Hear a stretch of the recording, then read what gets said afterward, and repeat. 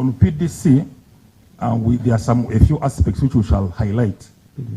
PDM, sorry, not everything. And I want us to look at the failure to follow the prescribed allocation criteria for special interest groups. Accounting officer, the Auditor General noted after analyzing the activities of about 6 SACCOs, he noted 5 issues that all the 6 SACCOs did not meet the required percentage allocation for women. 5 did not meet the required percentage allocation for youth. All the 6 SACCOs did not meet the required percentage allocation for persons with disabilities. 5 did not meet the required percentage allocation for older persons. 3 did not meet the required percentage allocation for men / general community. So this is something which actually attracts our attention. We want to know from you what caused this. Thank you, Chair. I want to invite the commercial officer principal to respond to that. Thank you so much.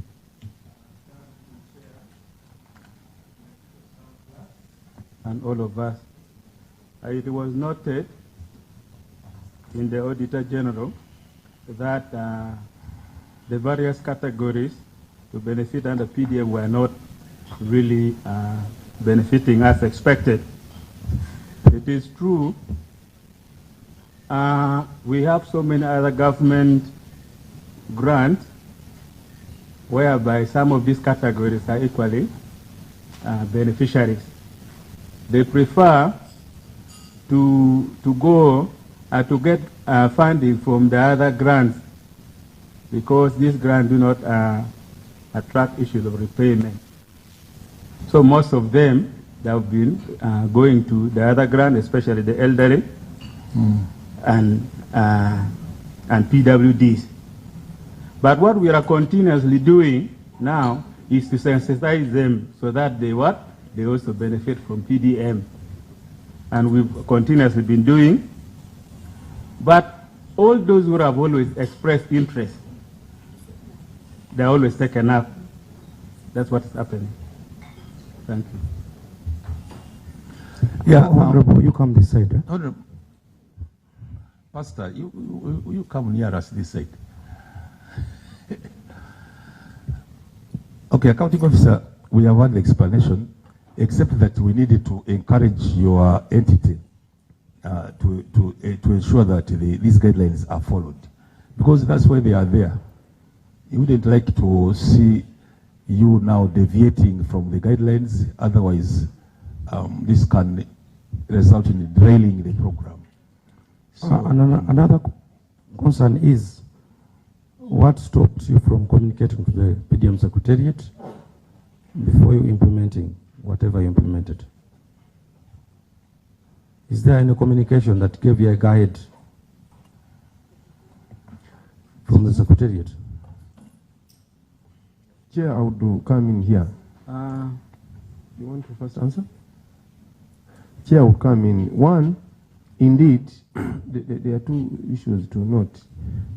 Being government and we sensitize people, we hope where there's money and people want it, they will actually come for it. That is really courage. That's the response. That's responsible of people naturally. But now what we have done, we have for us in Nigeria, we have radio programs, TV programs, by the way, and barazars. And we have leaders in council representing those groups. And they are fly away, and they always have meetings. Moreover, in the very council premises. So they actually know, but they always say, we don't cause us problem. I have no leg, now I have running away without nothing. So, but at least now, but in the last 1 year from this audit observation, which is the response has been there. Even computed, there's an improvement on their response rate than before.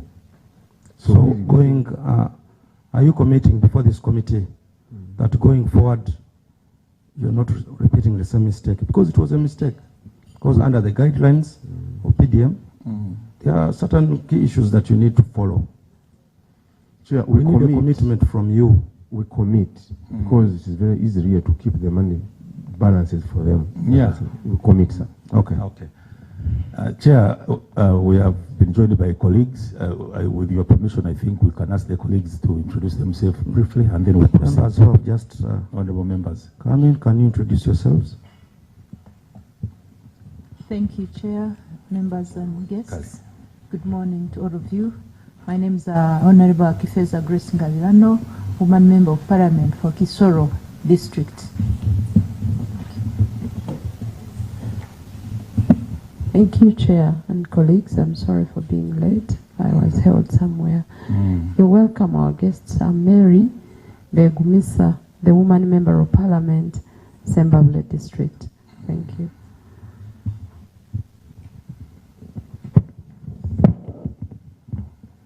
Thank you, Chair, honorable colleagues, and our guests. I'm Romlicha Iwanda Gerard, Member of Parliament for Ntoroko County in Ntoroko District, and a member of this committee. Thank you. Okay, thank you, honorable members. Honorable Begumisa, members are not, don't delay, they are simply delayed. Okay, we can proceed.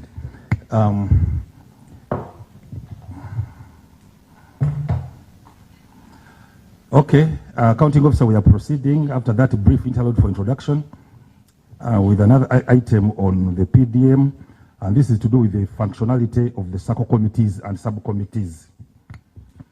It was noted that these committees and their subcommittees were not functioning properly as had been anticipated by the program during the planning phase, and the Auditor General was worried. He expressed worry that this kind of dispensation could, in the long term, affect the proper functioning of these committees. So maybe TC, your lead person in this, can explain to the committee why has there been a problem in having these committees and their subcommittees, work as it had been planned.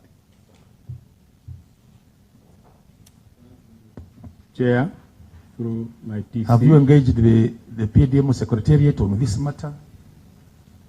Thank you, Chair. Through my TC, it was noted that was that time we consulted and we've been in touch, and I want to report that as of now the status has really changed because there's already funding that is supporting the PDM structures. Thank you. Is there any evidence that you can give to us to show that the status is now better? It has changed to the best? Yeah, we have minutes and... You share the evidence. You can share it. And then as you prepare to share, let's go to the... Do you have it now here? It was attached, sir. You can just mention the page on your booklet, and the honorable members will follow as we proceed. Proceed. We need an explanation now on the issue of the registered offices and signboard. We have been seeing this in many entities we have been interacting with. There are no clear cut, position on these offices of these SACCOs. Actually, some of them are operating from parishes, others from their homes of the chairpersons. And even you in Kira, it is being mentioned here by the Auditor General that it was difficult for him to establish a clear area where the offices of these SACCOs are. So we want to find out, even they didn't have signboards to show, to indicate to people, the beneficiaries, where these SACCOs are operating from. So we want an explanation for that. After that, you also tell us about the insurance for the farming enterprises. It was also observed that this is not being done as per provision. So we need you also to explain that. Chair, I wanted you to tell me the accounting officer, tell me the page, the annex. Which annex is that? The annex for the evidence. It is noted, sir. You are going to have it, sir. Doing what? You are going to have it. They are working on it. You are going to get it, sir. Working on it? No, I'm saying it is actually here, but me now I can't. But you can't. You have to give evidence first because they would lay us and go to something else. No, Honorable, what we do, we are not dropping a query before evidence is brought to our attention. So let them be looking for that document as we proceed on the next item. And Chair, to still clarify to Honorable Member, It's it's all over the country. We are receiving monies to facilitate these committees. It is released quarterly. So it's not really an issue of contestation because it's a fact. But indeed, we are looking for the page and we're going to provide this chair to Chair. Chair, you'd have been very clear on that. You'd have said this is the general issue in the country. We have no evidence. That pretending to have evidence whereas you don't have evidence, which is very unfortunate for you.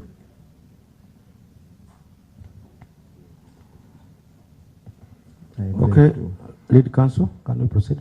Okay, accounting officer, I'm now going to move you to the area of performance evaluation. Chair, there was a question on the insurance policy. Insurance policy, and in fact there are two. Another one was for offices for these office spaces for these committees. Chair, when we were discussing that observation from the auditors, the issue is about offices and signboards. Yes, and we thought auditor may think otherwise. Why? These are community-led initiatives, and communities have a way of life. For example, in Chira, people meet either at a mosque and they are not complaining, and they know each other, either at municipal offices, division offices, LS1 offices. So if you put an issue of renting offices, you're going to cause trouble. So we thought really audit may have to review this to at least only advise us to ensure that people have where they sit and it is known. But creating urban areas to start renting, we have a word on that. That was our opinion. I think, accounting officer, you can take up that with the PDM Secretariat and the Ministry of Law Government. You see, so that you... This is lead counsel, this is a matter that we need to handle as Parliament. These people are not given budgets of renting offices. So we need to, together with all the colleagues in the House, we need to budget for that. So I can see people are trying to crucify the accounting officer, and I expected him to be knowing that, because that's what we've been evidencing in most of the local governments. So as colleagues, I think we need to pay keen interest in this matter, so that the next time they are releasing money for these SACCOs, they must put into consideration the issue of offices and signboards. Because remember, if someone is given money to do a specific business, that money they are not supposed to use part of that money to settle the issues of offices, because it wasn't in the agreements that they must have signed with them. So for that matter, we shall have to generate a recommendation as a committee to ensure that that issue is catered, is catered for budget-wise. I think that one is noted. We can proceed. Accounting officer with the performance evaluation. The Auditor General observes that the municipality had a total warrants of 30,573,515,292, out of which warrants were 28,217,272,556 were utilized by the close of the financial year, leaving a balance of about 2,356,242,736. And according to the analysis, it appears to us, the committee, that the major activities which were affected by the funds which were not utilized, almost all of them invariably fell in the, in the roads section. Roads department, equipment, maintenance, road design, consultancy, road gangs for 4 months, purchase and installation of street lights, construction of admitted block and boundary wall. So the bulk of this money which was not spent was under the engineering department. We would like to know what happened now as a result of this money not being spent. What happened to these activities which had been budgeted for, accounting officer? The committee is very keen to know Before you respond, because it was observed that this affection came to a shortfall in the collection of local revenues. Our interest as members of parliament is how far have you gone with the issue of enhancing the revenue collections within Kira municipality? Because Kira municipality is one of the big municipalities that we have in the country. And we expect you to be collecting revenue that is supposed to boost all the activities that you're doing. So after realizing that failure of these activities was as a result of the shortfall in the revenue collections, what have you done as the entity, as the accounting officer, together with your heads of department? What have you done when it comes to the collection of local revenue? Thank you very much. Let me now ask my colleague of finance to clarify on strategies and the impact so far. Then he will respond on the response to this project. Thank you. Thank you, Mr. Chairman and the members. On the issue of enhancing our local revenue, we have instituted several measures this financial which has just ended to ensure that we enhance local revenue. We have especially automation of revenue, strict enforcement, setting budgets, setting targets to our service providers. What was your collection in the last financial year? Last financial year, we collected 8.96 billion. That is 8 financial year which was the last audited. financial year. The year under review, how much had you collected? 8.96. So how about the last financial year? It is 12.19. Then what is your projection in the current financial year? 13 billion. 13 billion. Yeah. Out of the 13, how much have you collected at the moment? July and because we are almost coming close of the first quarter. The first quarter. I have not come with those details, Mr. Chair. But what I want to... So after you collecting, last financial we collected 12.9 from 8.9, an increase of 36%. So are you trying to convince this committee that all these activities were implemented in the last financial year? Yeah, at least almost all were implemented. Of course, with evidence. We need to... We attach the evidences in our submission. Which one? The payments. Because, for example, equipment maintenance, did you work on... In Annex 7, we attached colleagues check on Annex 7? Services which were submitted, which were rolled over. So out of the 5 mentioned activities, how many activities have you handled so far? Chair, the engineer is here. Thank you very much, Chairperson. It is normally routine that if there is a backlog, it is handled during the first quarter when the funds are raised. So when you look at Annex 7, we have handled most of these pending issues that were left unattended to during the other financial year. No. Street lights tell us. Equipment maintenance? Equipment maintenance has also been done. Road designs, we have designed Azam Makanga Road. It has also road gangs for road gangs have been paid. And then the street lights have also been paid. And construction of administration block and boundary road. Yes, even that one. There's evidence. Annex 7. So, Honorable, kindly check for me, together with the auditors. Okay, it cancel its procedure. Okay, thank you, Chair, and well, thank you for that explanation. Chair, let's go at the implementation of funded activities.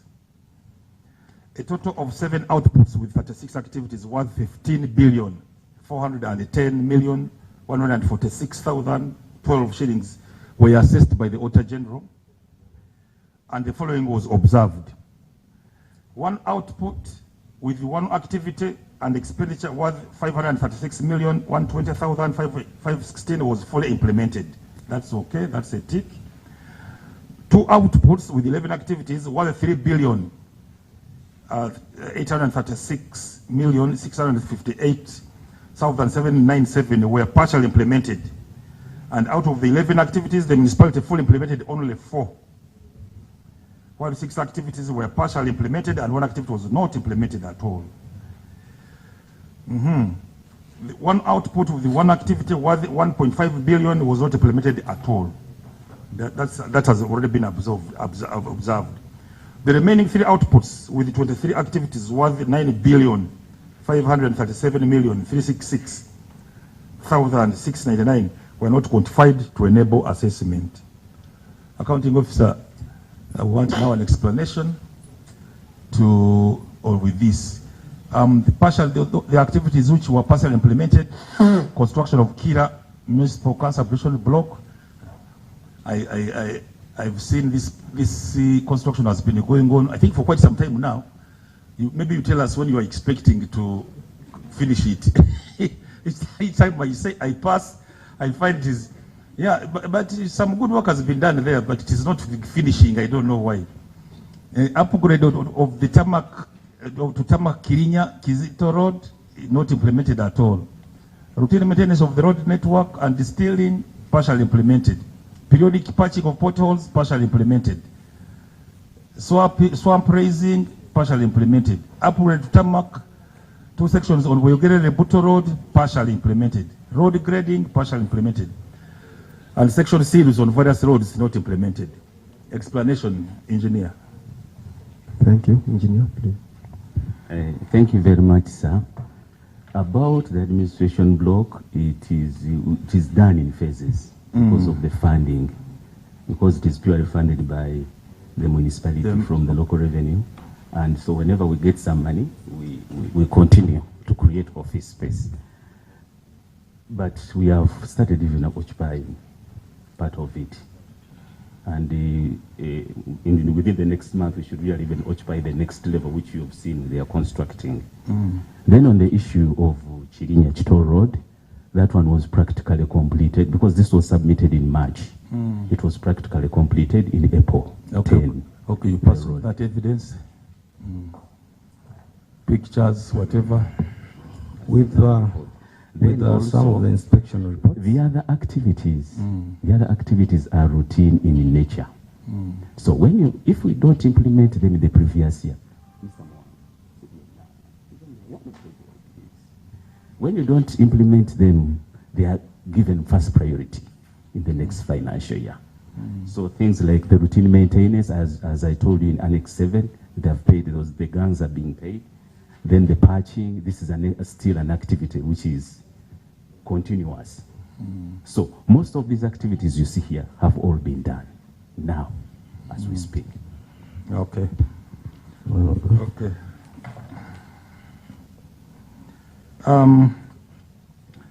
Then there was this issue of the supplementary funding which was requested. The Auditor General noted that it violated the Regulation 18.2 of the Public Finance Management Regulations 2016. It was noted that the municipality received supplementary funding of worth Uganda shillings 889,740,616 than what was requested for by the accounting officer. In other words, the accounting officer requested for supplementary funding. He received it, but on top of what he requested, he got more money, like a bonus. I don't know, like something like a bonus, because he hadn't requested for it. And this money was broken up in these areas. Workshops and meetings, there was 154,400,000. Staff training, there was 50 million. Commissions related to related charges, 30,500,000. Welfare and entertainment, 64,700,000. Printing, stationery, photocopying and binding, 29,100,000. Then you had consultancy services, 428,990,000. Travel inland took 71,800,000 out of this money received but not requested for. And then other ICT equipment acquisition, 55 million. So the Auditor General observes that this act of receiving money not requested for is contrary to Regulation 18.2 of the Public Finance Management Regulations of 2016. So we want the accounting officer to update us on this matter and to see and maybe to tell us what occasioned this kind of thing, this kind of orientation, getting money not requested for. Accounting Officer. Thank you, Chair and members. Chair, maybe for information, this was the first year of implementing the ongoing urban development program for Greater Kampala. That was the first year of receiving the grant. And how it happened, we first received the IPFs from the Ministry of Kampala, which came in on February 28th, and Council sat in April to actually approve that amount. Okay. And evidence is attached. Therefore, we only based on the IPFs to actually have Council convene and approve. Can you avail Later on, the Town Clerk submitted a request for the additional funding. And TC, evidence can you avail that evidence? Share the You document. share with the members. So there are no any additional money received. As you're sharing also the evidence, there is a matter of public concern when it comes to supplementary funding, most especially whenever we are going to have the Matters Day. For the last so many years, it is on record that Chira municipality as a controlling authority, where the shrines, the matter shrines gets money almost every year. As the controlling authority, what measures have you put in place to make sure that when it comes to supplementary funding, where you're supposed to work on the roads that head to the shrines, will be no more? Because every financial year, money comes purposely to work on the roads. Some of us believe that some of this money would be diverted to other roads. So, which measures have you put in place as Kira municipality to make sure that going forward, you shouldn't be requesting for money again to work on the roads? The public is concerned, so we expect some explanations from you as the counting officer. Thank you, Chair. Going forward, no, before that money stopped coming this kind of financial year. Last financial year, we didn't receive money for anything of that sort, at least as Chira Municipal Council. But going forward, we are focusing on paving all the roads that serve the shrines, so that we promote tourism, at the same time also minimizing that routine expenditure year in, year out. So, and even during this very grant of World Bank, we have that allocation to focus on those roads as well. So we have a thing that in the next probably 3 years, that will be history. So what is your plan? What is the percentage of the paved roads that you have in the municipal currently? You could answer is here. Vis-a-vis the ones that are not paved. Paved roads are about 32%. Because we have a total of 292 kilometers. So are you, as the engineer, are you satisfied with that percentage? No, I'm not satisfied, but then the coming of the World Bank program, because originally Chira has been using only locally raised revenue, maybe on this transitional grant, to do the maintenance and also create more road network. But now with the coming of the World Bank program, we are gaining more and more kilometers as compared to what we had previously. Okay. Let Council proceed. Okay. Now, accounting officer shall move. There is some issue from Honorable Kifeza. Thank you, Chair. I see of the amount received and not requested for, you spent 428 million on consultancy. On consultancy services. Do we have any evidence that show what you did and what the results were? Thank you, Chair. We did not think it was required here, I want to imagine, but we have all the documentation. This grant requires that 30% of the money is spent on environment, social safeguards, everything. World Bank is very sensitive on social issues. So valuation of assets, properties, environment promotions, studies. So we have all those, and we are done through consultancy, secured through. But it wasn't part of the query that we could submit here before the committee. But if it's required, you can avail of them. Which firm did you use, and where is the evidence? Chair, through you, we did not come with that information, but actually... Do you have it offered? Yeah, because we this do is something that you spent 400 million on.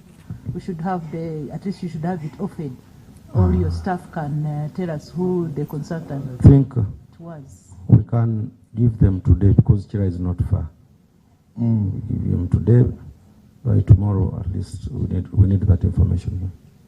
Can provide. In addition, Chair, you're talking about 30%, right? Now, out of 800, you've used 400 plus. Is that 30%? Almost 50%? No, Chair, I meant 30% of the overall grant. The grant is big. It is really in billions. So 30% is ISG. ISG is the one where you can find all those. It's spending grant. What is spending grant? Software basically. But the breakdown here was on 800. Yes. Wasn't on the overhaul. Fine. So that's why you shouldn't go for the overhaul. Because here it was on 800. I think you get the point. Yes. Yes. So don't take us on the overhaul. No, actually, the consultants are not for environment alone. They are for so many other factors. They are for revenue generation, studies, tourism, software issues that will really impact on the institution. But 30% only is for environment only. So we can provide. Accounting officer, as we've said, Yes. we need all that evidence. It's noted, sir. Compile documentations. I'm sure that we will still need some documents from you. So compile them before closure of business tomorrow. You send someone to coordinate with our clerk. Noted. Okay, let's proceed, accounting officer. We are now looking at the UPE, management of UPE. That's why we have moved now. The first point I'm going to raise is to do with there are two variances which I observe here. The first one is the variance between the total amount you expected to get for UPE in your entity and what you got. And the second variance is the one that exists between the enrollment used by the EMIS, which is the Education Management Information System, and the verified enrollment with head teachers, that is in the schools. I think your DEO should be on standby to explain this. We noticed that, and the auditor noticed this, that the total amount you expect to get for your entity was 434,780,000. But the actual amount you received under the IFMS was 331,332,000, leading to a variance of about 103,438,000. We want to know how you are able to manage these schools with this kind of money not coming, with this kind of variance, which is about almost 30%. The second variance, you can explain this concurrently, is to do with the enrollment. The Education Management Information System shows that the enrollment was in all your schools, in some identified schools, Kimwanyi, Kitukutwe, Kirinya, Namugongo, Shimon Demonstration, Kamuli, St. Thomas Bazade, Boyogere, and so on. The total enrollment there, according to the Education Management Information System, was 4,696.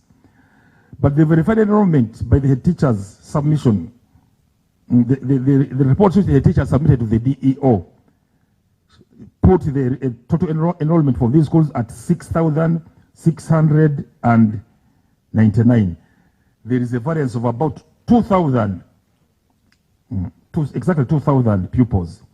So, I mean, somebody has to explain this. Why do we have this kind of variance? Why don't we have these figures rhyming? I think your DO should be in a position to explain that. Or if you can yourself, you can go ahead. Thank you so much, Chairperson. Chair, as per the first issue, this discrepancy is brought about by the MEC system. The MEC system is still new. The ministry is using the uploaded learners on the system to allocate capitation grant. However, it should be noted that also this system has challenges. To upload learners on the system, you need the national ID for parents. Some of these parents, they don't submit these national IDs to the head teachers to upload these learners on the system. So you realize that the number of children on the EMIS is lesser than the number of the learners in the school. Is it not possible that some of the teachers could be conspiring with your office to have their own figures, contrary to what is provided under the EMS? Chair, it is not possible simply because now the system was automated. It is automatic that the figures go direct to the ministry. Now the issue was that gap was identified by the ministry. We are instructed to carry out a head count, to submit a new list of the head count, and which they used later to allocate the capitation. So are you going to give us some evidence, some explanation to back up your explanation? The head count report is indicated on Annex 12. Can you show it to the honorable members? Yeah. Honorable. I wanted to get clarification from, I think your DO. Yes, sir. I wanted to get clarification from you. Now, at what stage do you get these national IDs from parents? When the head teachers are uploading learners on the system.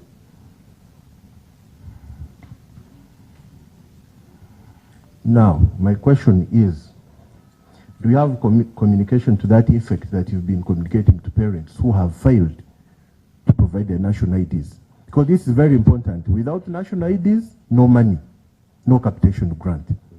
Now, can you give us evidence that you've been communicating to parents on this so that they provide their national IDs, learners get uploaded, so that you get a capitation grant? Because without the capitation grant, those schools will be crippled.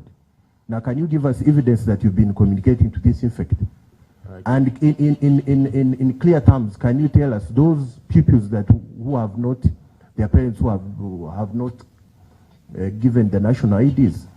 Because it may be, you might relax on that. At the end of the day, we are getting this issue of not getting capitation grant. And to that effect, Chair, have you written to the ministry over the same issue? Because 100 parties is a lot of money. Have you written telling them that we had a challenge of parents not submitting? Thank you, Can Chair. you give us that evidence? Thank you, Chair. Maybe to give an overview, Chairperson, a number of sensitization workshops have been conducted among the members of the School Management Committee and the head teachers. And also the government of Uganda itself has appointed a focal person for every entity to help in uploading these learners on the system. Because this system is still new, and the head teachers are finding a challenge in uploading these learners.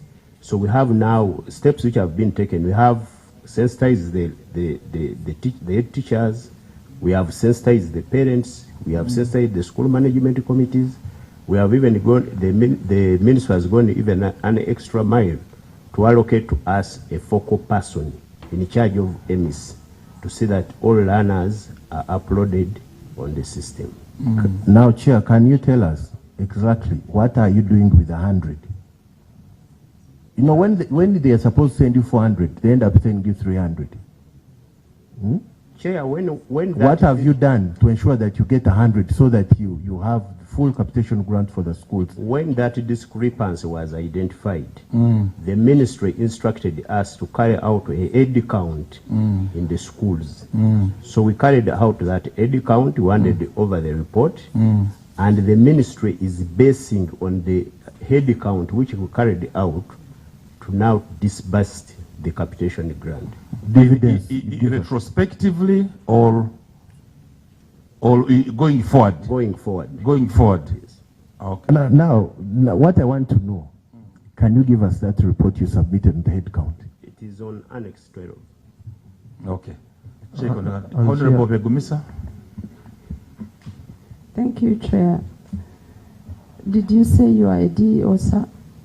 Is the DO. DO, yes, thank you.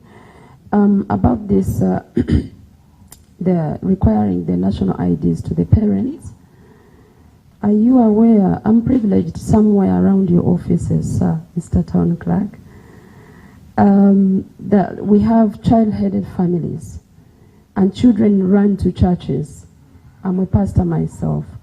I have practical children who have run to us. Maybe they are abandoned by their parents and the schools, through your chair, are requiring national IDs. What have you done, you as the DEO?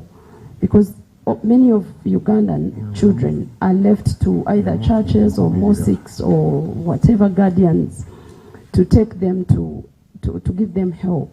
What have you done? I've practically had 3 children in the same category. And through your evidence, if you need Parliament to help for this, that those absentee parents should be helped, those families should be helped. Do you need help from Parliament, or what have you done, you as the Department of Education? Thank you. Thank you, Honorable Member. Chairperson, what we have done, we have encouraged teachers, and even teachers plus parents, because there is a provision you can father these kids as long as somebody doesn't have an ID. Somebody can act as a parent and provide his national ID. So that's what we are doing, most especially to those who don't have parents. About the most vulnerable child, because you said somebody can act as a parent. How many children are privileged to go and speak for themselves? How many children are able to seek for help? Do you think there is a lacuna in this law? Do you think we can change something? Or have you helped yourself, maybe through media? Sensitize the public. How can this child be helped? I've practically helped 3 children in this line. Thank you. I think, Chair, this is now a point for our review and attention. We shall take it up and do further studies. So you can even, in fact, it's a very good idea for us. It's a wake-up call to think about those underprivileged children.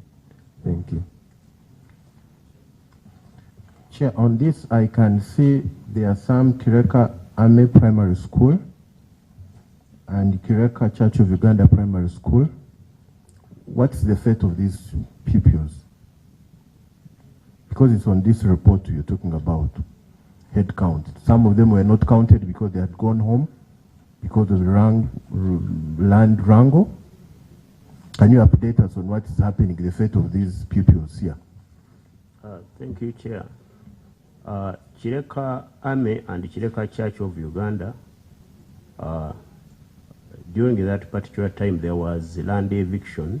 There was eviction of people at the railway line, and also many of these kids were coming from the nearby barracks, which was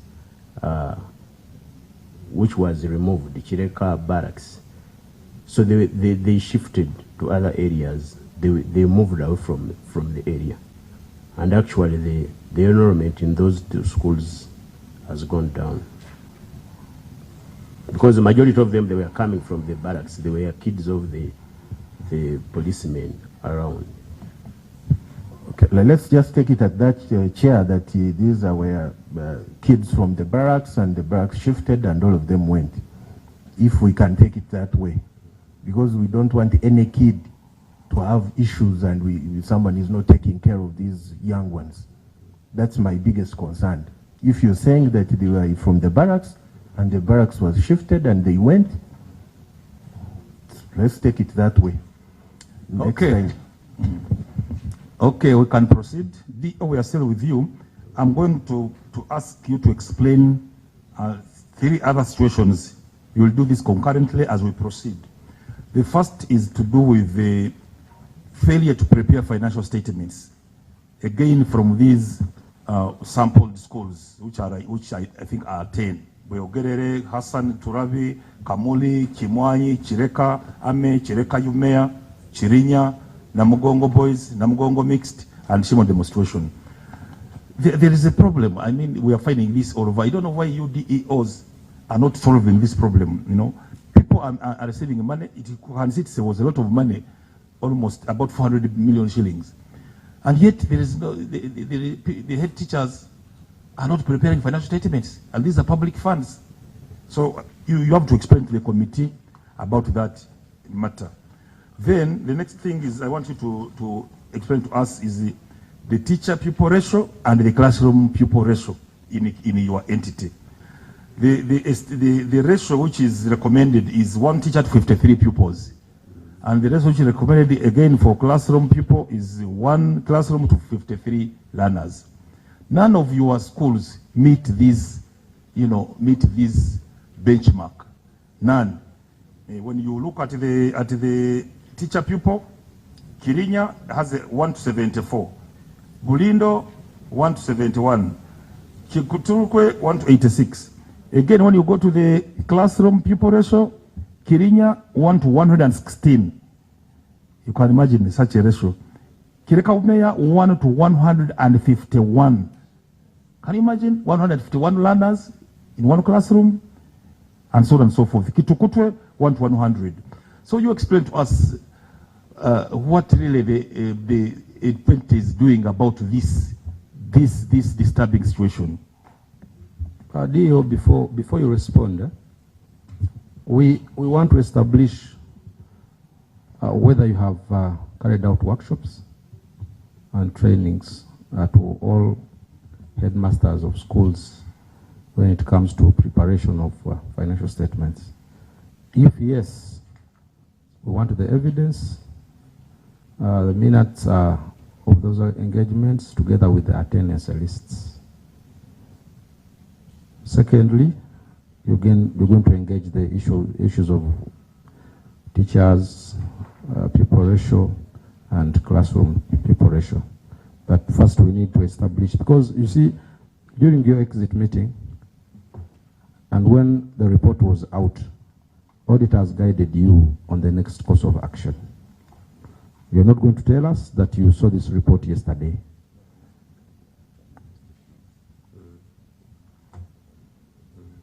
Can you respond? Let's begin with the head of finance and financial statements. Thank you, Chair. Mr. Chair, maybe for information, these head teachers, especially the primary school, they don't have bursars. It is only secondary school which have qualified accountants. But for what we are doing, we have aggressively begun sensitizing them on the preparation of financial statements. And we attached an evidence of invitation, and we shall submit evidence of those. Say we have already carried about 3 sessions of training of how we told them to give us one focal person, and they attached one my office, a senior accountant. I attached him with the responsibility of giving capacity building and assisting them. We shall submit, sir. Now, Chair, I think it's shocking to me. It means when the school has no bursar, no accountability, nothing. That's what you want to tell us. No, they have. Yes, they have accountability. Now, if you say accountability, what stopped them from making those accountabilities? That's the question. Because you are taking us through, you want to dodge this by giving us an excuse. But by not having bursars, this render them not get in position of preparing these financial statements. My question is that if you don't have a bursar, can't you prepare? And what's the policy of those primary schools? Let the focal person, my senior accountant, whom I handle that responsibility. Before they respond, ever since we started reviewing this report, we have observed that all UPE schools in the country, all UPE schools where we started from, in all the regions where we have gone, have issues when it comes to preparing financial statements. All of them. So it is not this entity alone. And that is why I'm concentrating on the guidance of the Auditor General, because that's what they advise you to do. Because it is a weakness from the Ministry of Education. They would have made this a policy in the first place. But again, when this audit was being done, auditors guided them on what to do. They even went ahead to tell them to engage Ministry of Education and Sports. So that is our interest. I agree with you 100%. That one has no issues. Now, let's take it from the Auditor General's perspective. When the Auditor General guided, I think Honorable Isingoma, lead counsel, that's why I'm coming now. When they guided, what are the steps that you've taken to ensure that you cure this and give evidence to that effect? That when the Auditor General guided, as Chira, we identified, we allocated a responsibility to one of our accountant, the senior accountants, that we are. Let it not be verbal. If you allocated one of your senior accountants, you produce the document of allocating. We are saying tomorrow we are just bringing those documents, meetings, we are saying seminars, reports of training for those primary schools. Okay. We shall submit tomorrow. Yes. That the officer that you are allocated, is he or she here? She's here. She wanted to say something. She wanted to help you actually, if she's the one. She wanted to say something. Okay.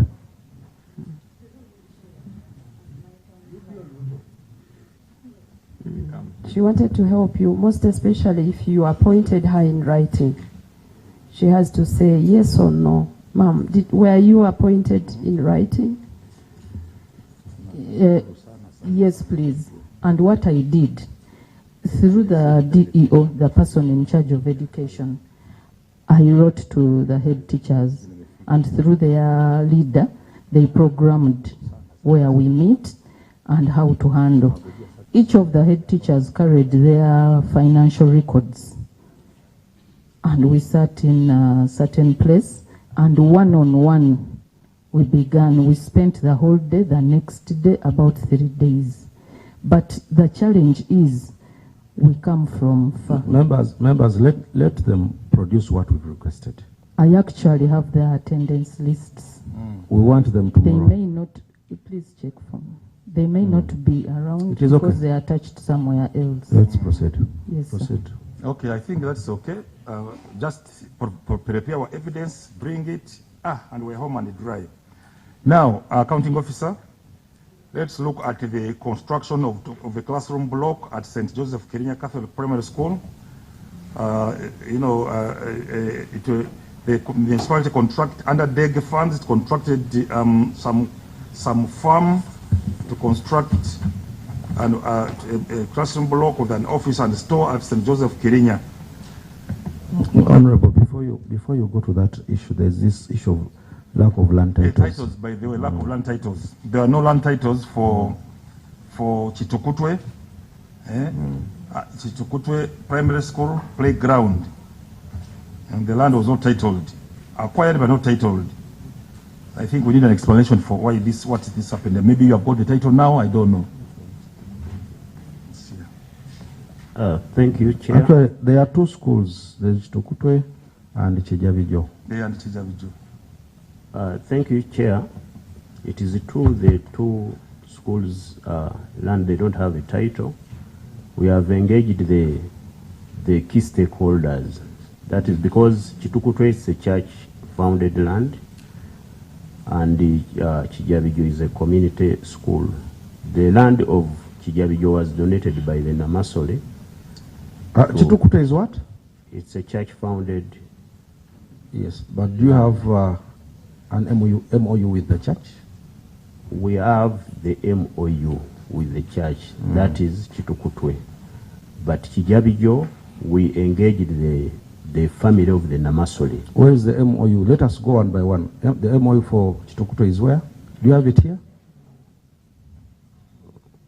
And in addition, Chair, when did you acquire this land? When was this land given to you? Of Chijabijo. Kijabijo. When? How long has it taken without titling of this land? And the Chair has asked for the MOU. Chair, the genesis of Chijabijo, I cannot authoritatively tell. Maybe I refer to the chief, our finance officer to explain, because the one who is in custody of most of the issues of land. Because I found the school there, Chijabijo, I found it there when I joined the entity. But you see, let us try to be smart. Chitokotwe, where is the memorandum of understanding that you have with the church? The memorandum of understanding we have is, Chair, maybe it may not be here on the annex, but we have it. We can produce it. Me, Chair, what amuses me, that it's already on the query. You know you're appearing before the committee. Why didn't you come with it? Why didn't you come with that memorandum of understanding, MOU? Why didn't you come? And if it's not there, you rather be clear and honest to the committee. And tell the committee. Because Chair, there's nothing to forge here. Chair, I'm sure the memorandum of understanding for Chitukutwe, we go. Then after Chijabijo, because for Chijabijo we can even see that it is newly constructed. What guided you to invest public funds on a property where you don't have documentation? Accounting officer? So even if it is Namasole land, there must be an agreement from Namasole. Chair, what we do, we cannot invest anything from government on any property without understanding written. The difference is we have not come with that evidence from what I'm discovering. So you commit. So let's submit it. Whether today, yes, tomorrow, as you can afford to do it tomorrow. Yes, even when the church lands, the church writes to us authorizing. So have you made surveys? Surveys for the same land? Like on the two schools, do you have survey reports? I can't commit to on establish even the size of the schools. No, Chair, land doesn't belong to us. You can't survey. You can't have authority to survey it. But at least we determine the owner and engage the owner to give us assurance that at least he gives permission. If it's a church, I have a question. Yes. If the church has given you land, yes, what proof do you have on the size of land they have given you? They put it in writing, sir. We go with the leadership of the church, with the management committees. We go engage, have meetings with them, and officially we even visit the location, determine the size, the land, and it's writing. That's where we are. Yes. How do you determine the size of the land? Maybe that. Now you saying you can survey that very piece. Okay. So that's why I've said that we need to be smart, because you see, we've had issues with land from land grabbers. And Chira municipality is one of the places that we've been seeing on TV almost every day. Why you guys have land grabbers? Because you know the cost of land in that area. So if someone has given you land to construct a school, you need to be smart. First do a survey. You agree. Within the MOU, you need to establish the size of the land. And that's why this is a query. If you had established like a survey report and the MOU, it is understandable. Because most of the UP schools that we have in this country were donated by churches, by well-wishers. So we expect you to have documents. For example, I can give you 5 acres of land. Then after 2-3 years, someone I can choose to go and sell off one acre. Yes. So, accounting officer, we are advising you, this is a query, and it is a very serious query that you need to work on. Do you have a land management officer? No. But again, you can borrow from the district. Wakiso has. This is a matter that you need to work on. Or your case Auditors should put this matter to notice, make sure that the current audit that you're making, you again interest yourself in this. At least they make sure they go sit down with the one who gave the school to at least do a survey, where both of you, the church and the municipal council, must sign to confirm about the size of the lot. Yes? Chair, I really want to thank you so much for your great concern over government resources and facilities. Even at the secondary school level, nowadays on seed secondary schools, you cannot build a secondary school on land that is not titled. That one you know. That's a policy. Because government has learned through experience. Now, the deal is telling me you found one of those schools. For how long have you been with Kira? Imagine, Chair, 5 years. That's enough. Nothing. And Chair, it is so disturbing. Because maybe if there is connivance, yes, in this Uganda anything can happen. You leave that land there, then the next day you share. So, Chair, these people should bring those MOUs. Tomorrow, you must have them and go ahead and make sure that you get proper documentations of these schools. For next time we are here, God has kept us here. If the same comes back here, if it comes back, Kira, you come back with this query, then there will be a big issue on you. Because I would also want to have I want to tell you that. Don't you think I will come and manipulate that? Chair, we shall pray for you to come back next Sanja and we pledge that Okay. that issue shall have been resolved. Okay, let's proceed. I think accounting officers, you have heard, the committee is really keen on getting the evidence of what action is being undertaken to rectify this problem. It's a big problem, as you hear, putting government funds in some construction, some project where there is no guarantee of authority.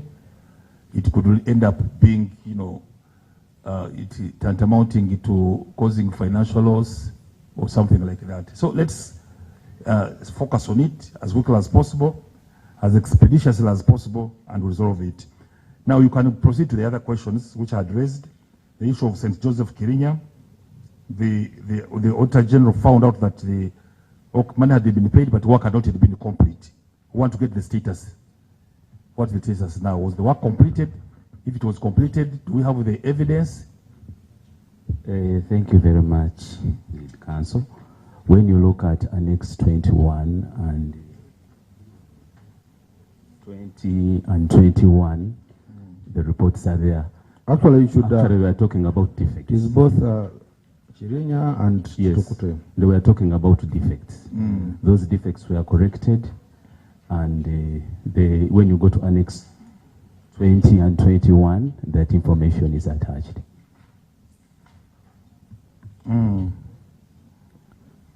Okay, you have seen the evidence? Annex 20 Honorable Ivanda, help us look at that evidence, please. and 21. Okay, accounting officer, I'm now going to take you to UGIFT, the Intergovernmental Fiscal Transfers Program.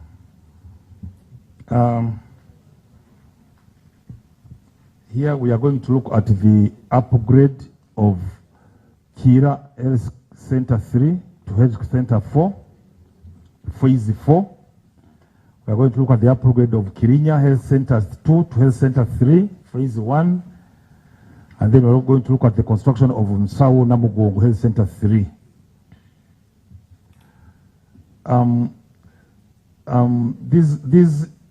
These contracts had revised sums. And for Kira Health Center 3 to 4, the revised contract sum was 1,000,000,000 423, 527, 315 in the financial equation. For Kirinya, it was 892 million, 285, 275. And for Nsao Namugongo, it was 892 million, 285, 275. By the time of audit, the cumulative payments were totaling to 1 billion for all of them, 1,260 million, 665, 878. The Auditor General had issues on the absorption. You know, because when you look at the percentages, they are not encouraging. For Kira, LC 3 to 4, only 29.4% of progress was noticed. For Kirinya Health Center 2 to 3, there was progress of only 30%. And for construction of Unsao na Mugongo, the percentage was 64.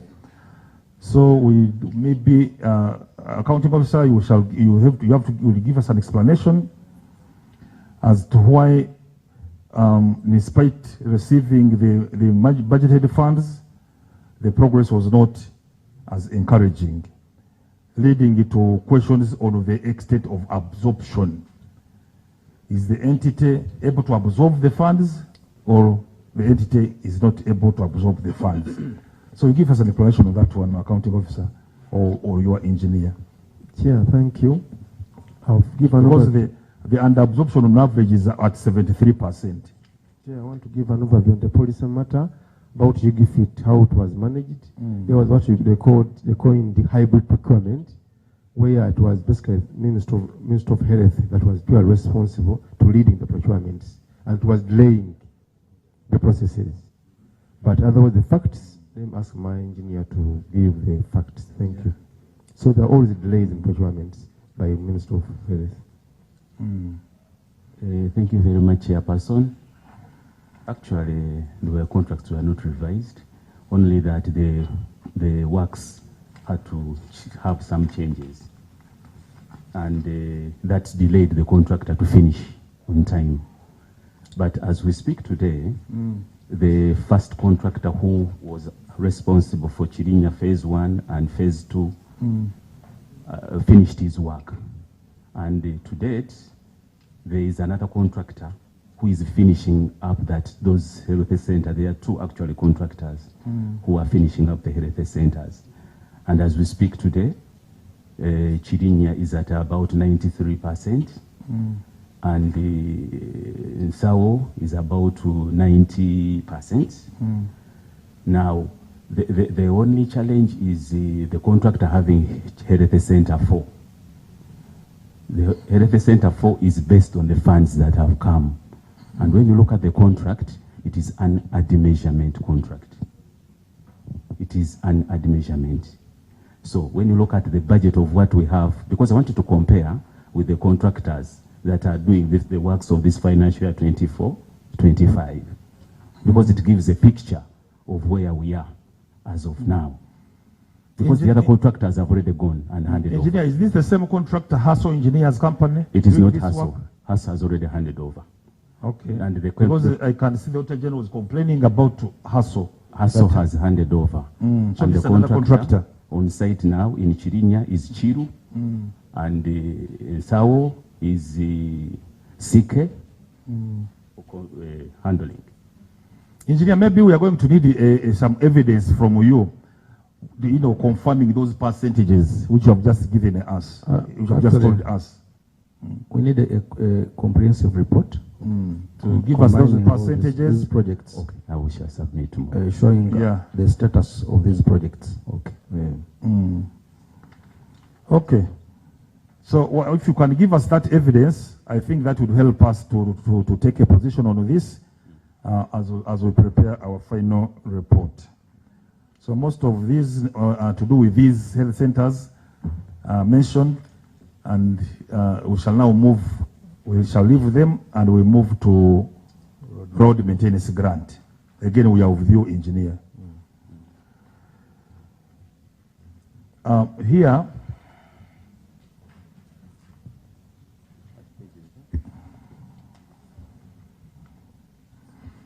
here I can see the key issues raised are that the paragraph 23A of the Uganda Road Fund Budgeting Guidelines Financial Year 23-24 requires that works on Uduka network shall be implemented by force account. But contrary to the above, Auditor General noted that Kira Municipal Council contracted private companies to execute road maintenance works without approval of the Ministry of Works and Transport. You can see. Now, engineer, this is not good. Why did this happen? Because you are supposed to do this work yourself through force account, but you contracted. So what occasioned this? Thank you very much, Chairperson. Now, the type of work that was done to do the maintenance was actually we looked at patching. When you look at the network that is in Chira, maintenance through grading and the tarmac sections we have, you know, Chira has been handling single seals to chase away issues of dust and what have you. So when it came to this maintenance, we repaired sections that require tarmac. Now, the method of implementation was we are supposed to use hot mix asphalt. And actually what we did is we used framework contracts. This was a supply and place. But why did you inform the Ministry of Works and did they clear you to do that? So you have another ministry. An oversight? If you had notified them, this wouldn't have been a query. They wouldn't refuse, they would accept. And by the way, engineer, we are suffering on that road. On your road. We are suffering, please. I don't know what you are doing. Najera up to Bulindo. It is so bad. You update the committee. When do we expect these works to be completed? Well, some of these are World Bank projects, and it is so bad. Some of us who apply that route, who have businesses in those areas on a daily basis, it's so bad. Tell us about that. Thank you very much, Chairperson. One, Nigeria Bulindo is under the World Bank program. That is why you see them moving that way. One is the delay that has been there was brought about by consents because the land was not going to be compensated. So this snail movement has been really caused by... But we solved that problem for what Kungu, you know, those areas we gave away land and that road is already finished. That road is already... But now, the only challenge with the Bulindo, the land that is there belongs to the elites who think that they know that government can compensate them, yet this was not a requirement. So they are comparing us with the Kasangati Road, which was being done by UNRA, and they were being compensated. But even if there, we have not been compensated. Kasangati Road. But when you look at the program of the contractor, by December, we should have tarmac on that road by December. Honorable Remulikia. Yes, thank you so much, Council. Now, Bwana Engineer, I wanted you to clarify on this. Do you have road equipment? Yes, we have. Yes. No, I'm asking him. Okay. Let him answer my question. We have a road unit, but it is not a road unit. But it is not a complete road unit. Yes. Now, how do you go ahead and contract when you're supposed to do this work by yourself? But the method of work that we used. And two, did you get permission? Because personally, I sit on vehicle infrastructure. For many years, I've been on physical infrastructure, I know. Even a district in Indoroko, we had a bridge. We needed to contract, but we had to get clearance from the ministry. The ministry sent us an engineer, and the reports were made and done, and we are allowed to do it. Now, do you have clearance to that effect that you should use a contract? Maybe, Chair, I would try to clarify on this. Chira has the highest level of traffic. If you chose the other approach of supplies that are plain like raw material supplies, stones, bitumen, water, and mix. Placing it in a pothole, would take 5 days, and the vehicles have taken it off. And then value for money issues come up. So what did we do? When you do hoist, I think concrete, it is fixed. Auditors were very smart. After realizing this query, they guided as follows: that you should always engage Minister of Works. You don't have those powers. I don't know how you've been managing it for the last financial year and this financial year. Are you still using the same processes? The good thing, we actually stopped. So the good thing, we left it at that actually. When they queried. So how do you manage it currently? The good thing, sir, the major roads were causing those patching activities are now under construction. Of course, not forgetting that every financial year there is an audit. Yes, actually it is. And they are here. So, let us hope that you're following the guidance of the Auditor General. Yeah, finally, Chair, as we conclude with this entity, there's an explanation on why the expenditure thresholds for the rehabilitation grant were violated. For the road works took lesser money than were expected, and operation expenses took more for this financial year, out of that 1 billion shillings. Road works were supposed to take 950, but they took 850. The operation expenses were supposed to take 50, but they took 150. So, accounting officer, in each of those, the variance is 100 million. But you see, our lead counsel, thank you. This was a general issue, and it was because of the guidelines that these people had. Maybe what we want to seek from the accounting officer, whether currently they are using the guidelines that Parliament made. Because in the first place, they were using Minister of Works guidelines for the 1 billion. And it's the one that misled them. Yeah, indeed. So, as far as we are concerned, all of them, actually not even Kira alone, they are using the guidelines which Parliament gave to them. Because you remember, this was a concern of members of Parliament, and we passed this 1 billion. In the first place, we hadn't put the guidelines on how they are going to utilize this money. But as of now, maybe unless if the accounting officer wants to tell me that the guidelines of Parliament were not clear, so for us we chose to again follow the ones of Minister of Works. Chair, indeed, only that by September 2004, we received the latest guideline now from Minister of Works. 2004? 2024. We received now new guidelines, and now we are opting to follow Minister of Works, which put into account the concerns of members of Parliament. Yes. Okay. Okay, accounting officer, you're lucky the chair has let you off the hook. But anyway, that's the explanation. We have been getting it from all these other entities. And now I think that's all I had for Kira Municipality and Kira Municipal Council. I want to thank the accounting officer and the team for the answers. And I want to urge you to provide the evidence which you have committed to bring. Kira is very near here. You can do that. Even some of it, you can have it this afternoon. And thank you very much. Chair, over to you. Just one thing. Accounting officer should, on the issue of contracts of these of the health facilities, we needed to know are the contracts within the time frame or the period has expired. If they are within the time frame, also you should have also those.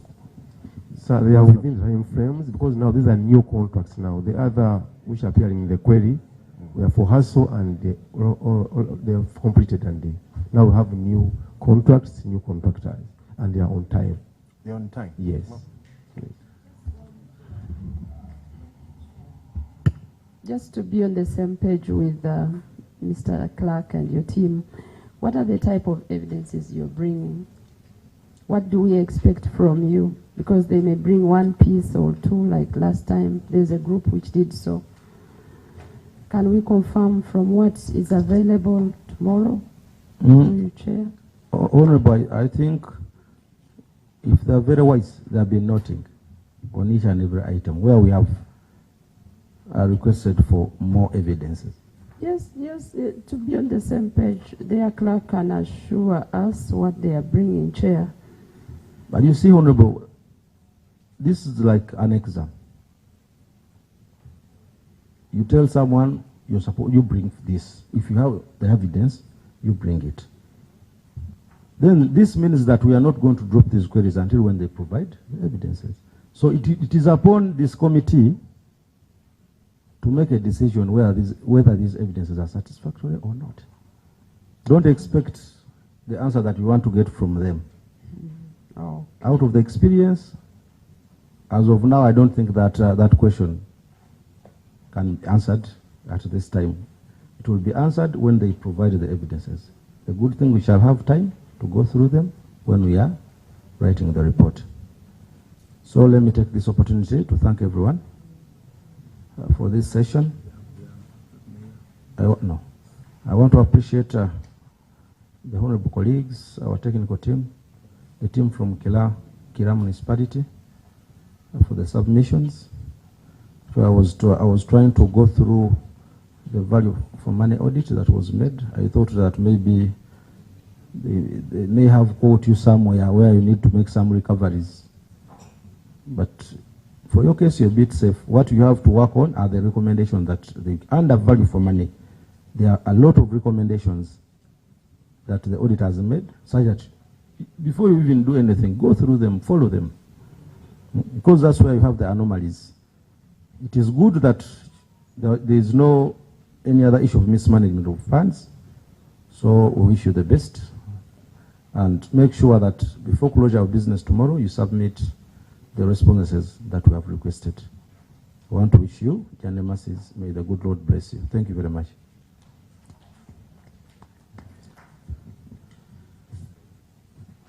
But the road is PC, please. Do something on those roads.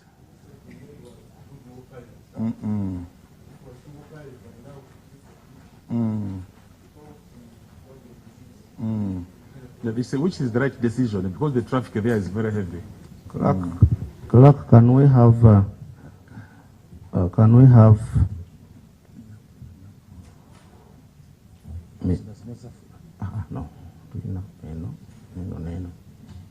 we have Mitiana District Government? Mitiana fall in.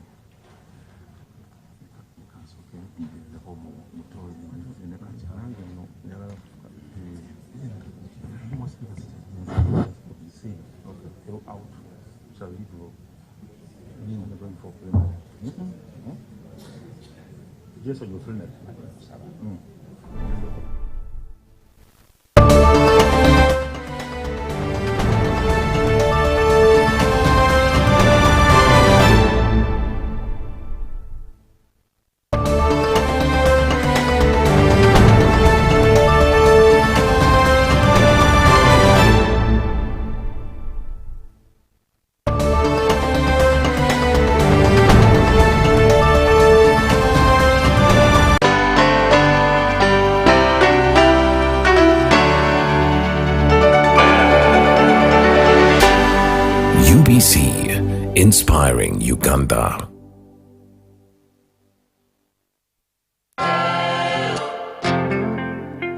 Hello, hamjambo. My name is Twea. Welcome to Swahili with Twea. Now, let's continue with basic greetings in Swahili. Tuendelee na salamu za msingi kwa Kiswahili. Hujambo. Hujambo. How are you? Sijambo. Sijambo. I'm fine. Hujambo mwanafunzi. Hujambo mwanafunzi. How are you, student? Sijambo mwalimu. Sijambo mwalimu. I am fine, teacher. Hamjambo. Hamjambo. This also means how are you but when you are addressing more than one person. And the response is hatujambo. Hatujambo. We are fine. Hamjambo wanafunzi. Hamjambo wanafunzi. How are you students? Hatujambo mwalimu. Hatujambo mwalimu. We are fine, teacher. Good job. Kazi nzuri. Now you have learnt basic greetings in Swahili. Practice this daily. See you next time on Swahili with Twea. Tutaonana tena.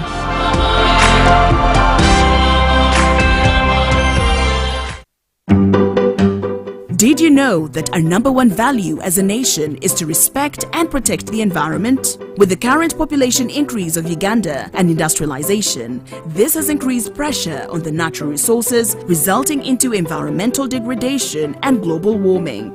Developing countries like Uganda could face 80% of the global climate change effects by the year 2030 if no action is taken. Join us here on UBC TV Inspiring Uganda on our Eco Plus program, where we bring you an in-depth analysis of issues that are disastrous to our environment. Every Wednesday at 7:30 p.m. only on your loved station, the National Broadcaster.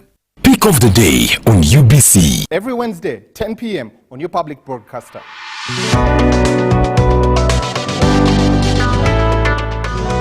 Was brought to you by You can now get all the Chibuzi out with MTN voice bundles. Call all networks Kubei Dondoro. Buy a 25-minute voice bundle for only 1,000 or buy any daily voice bundle of your choice. Dial *100*21# and select daily or use the My MTN app. When we talk together, we are unstoppable.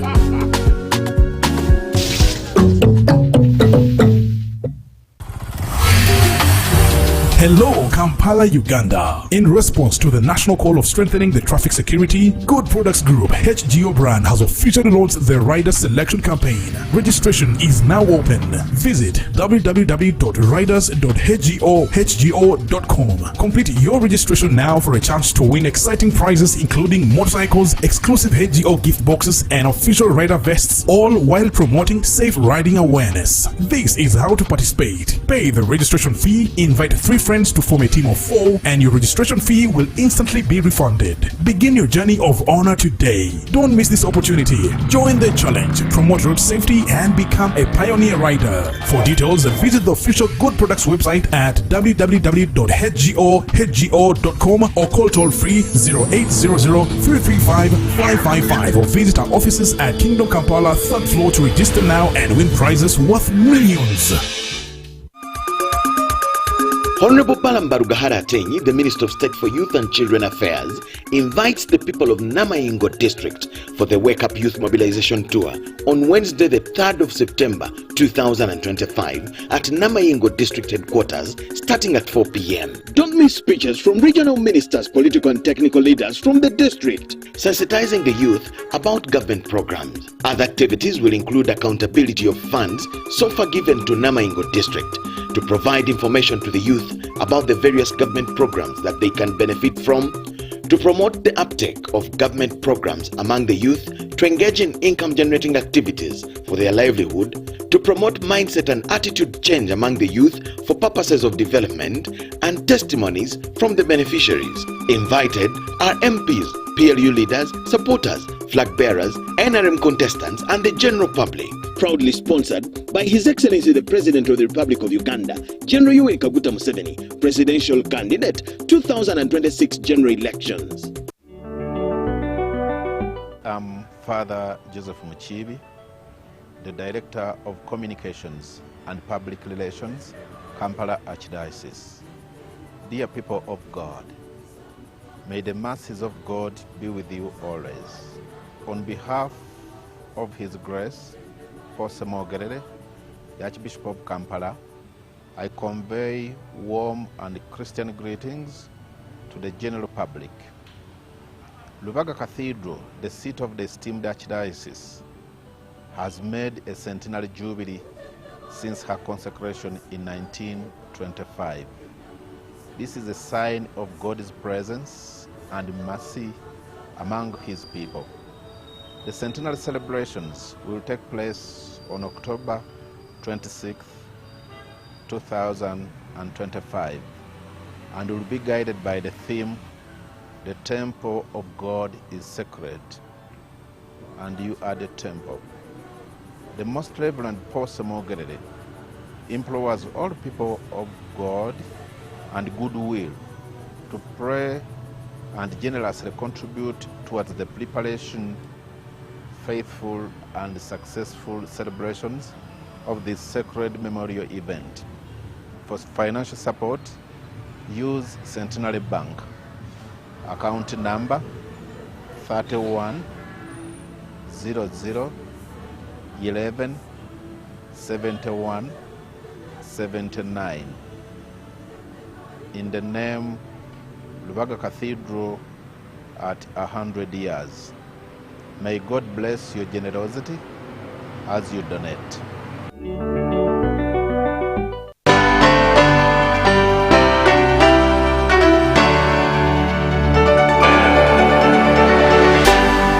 UBC, inspiring Uganda.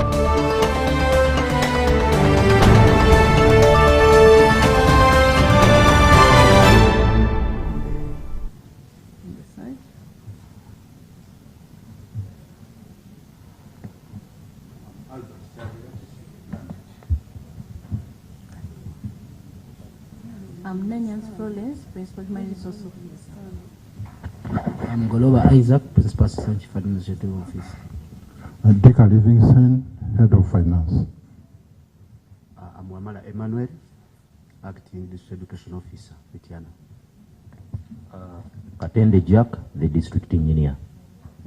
Vincent Kawoya, District Health Officer. Yasini Bila, District Natural Resources Officer.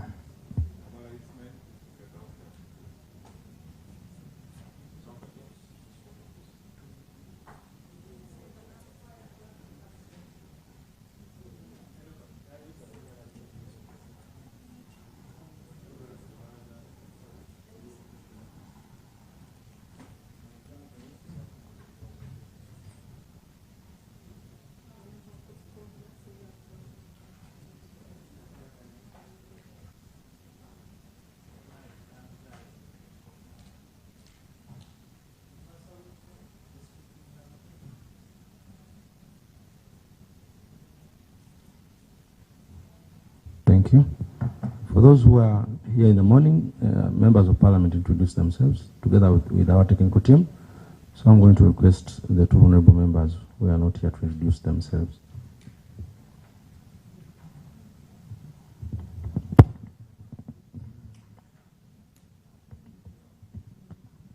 Thank you. Honorable Chair, I'm Pius Wakabi, MP Bugaya County, Hoima District. Thank you. Thank you, Honorable.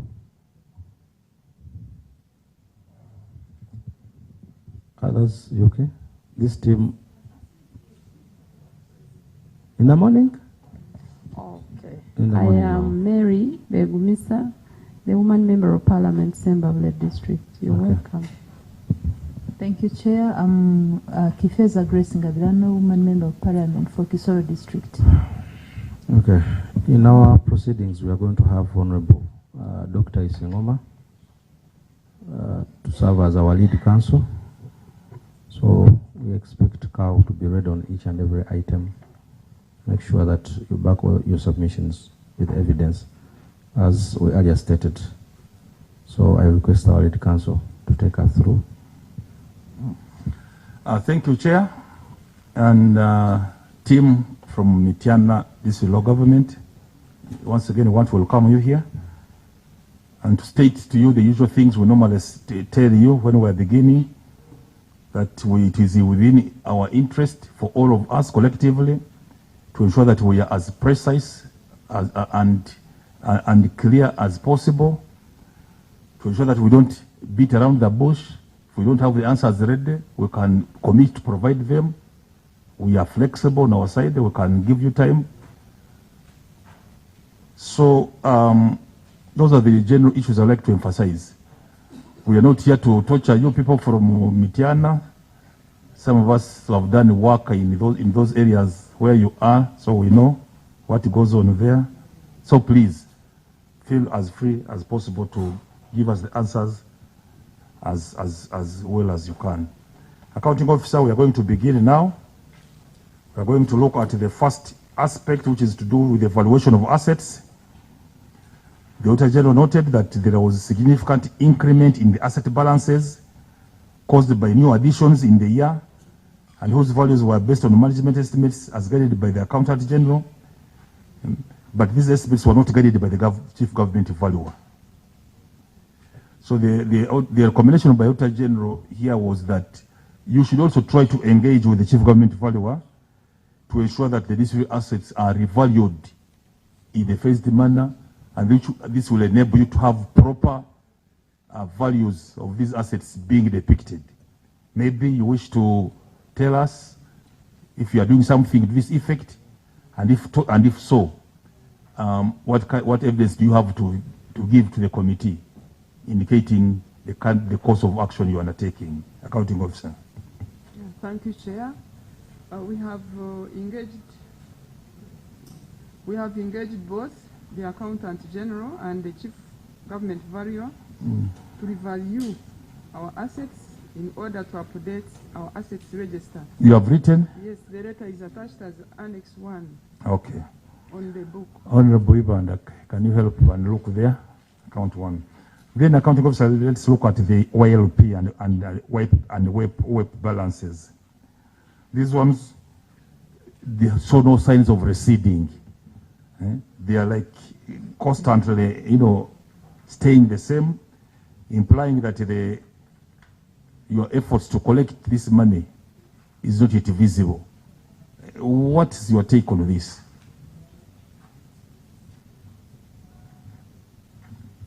Who are your focal points for OEP and YLP?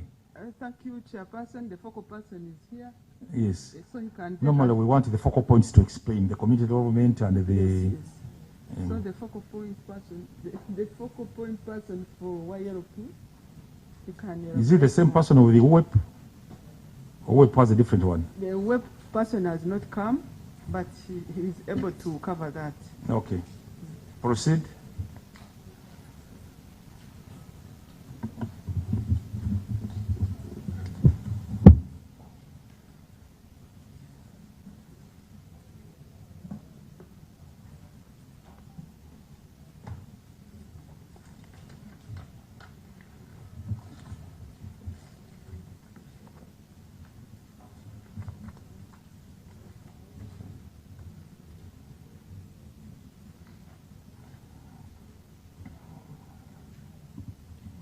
Thank you, Chairperson. I beg that you come again so that I'm able to respond to the SAD. No, we are talking about the balances of UEP and YLP, which are still high. They are not. You're indicating that you are not doing much in terms of collection. Chairperson, the balance is not stagnant as being indicated here. Yeah, you have collected something, but very little, very, very significant.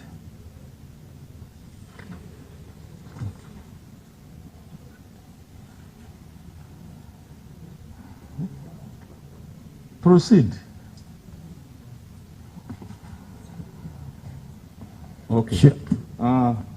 As per the stand here, we collected for July to September this amount, and October to December this amount. Still, I carried the bank statements for the last 2 quarters. That is January to January, March, and April to June. And there is a change, Mr. Chairperson. Yes. So can you tell the committee what the change now you have witnessed? For YLP, for the financial year running, at least we have added 835,000 for YLP. And the UGIFT, we have added a 65,398,400. Which you have collected? Yes, sir. And the YLP? YLP, 14 million. That is between when and when?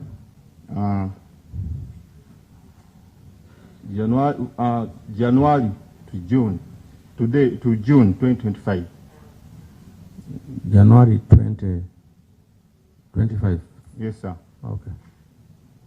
So have you engaged the ministry? Yes, we have engaged the ministry. Actually, from the accounting officer, she has done a lot in supporting the focal point person to recover the funds, and we have various communications on that. And as well, from support from the Ministry of Gender, they have also supported the focal point person to recover, to try to recover some amount. Chair, thank you so much, and our lead counsel. I wanted to understand from you the focal person. Do you have the recovery schedule with you of these funds? We do. And if it's the recovery schedule, can you tender it so that we see what are your plans of recovering this money? And two, do you have the data of all these defaulters who have failed to pay? And if you have, can you also tender that evidence that I know these people? And two, this is a schedule on how we are planning to recover this money. Because without a schedule, Chair, it's very difficult. It's very difficult to recover. Do you have a schedule to that effect? One of the strategies we used was to carrying out enforcement meetings at lower local governments, and the essence in that was to see the good performing groups and the poor performing groups. And my brother, even if you've not gone far, you've not answered my question. Lead counsel, I've asked a simple question. Do you have a recovery schedule? Yes or not? Don't history. Yes or not? For some groups I do have, and I carry the code. Why have some groups and leave the others? How do you recover?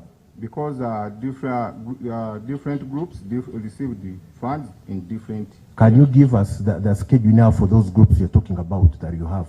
Can you tender the evidence that you have a schedule, a recovery schedule?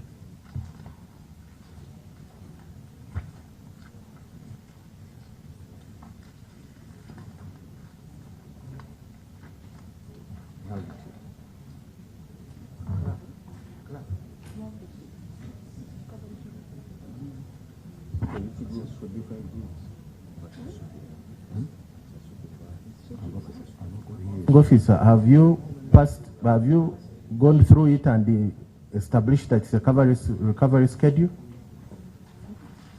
Or you are giving us something else?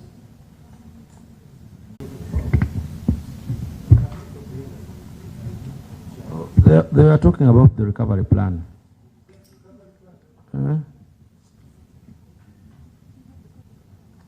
Did the ministry get back to you?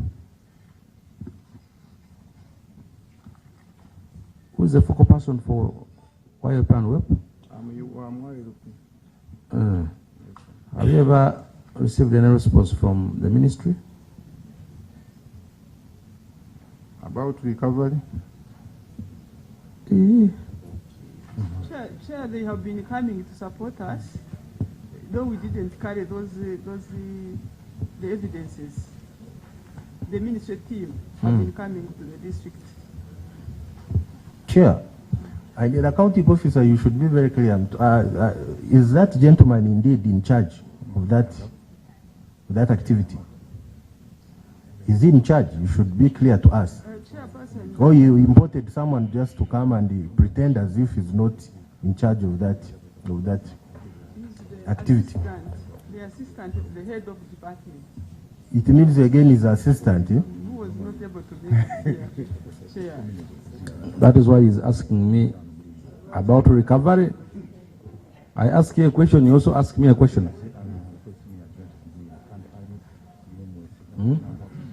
Mr. Chairperson, I apologize.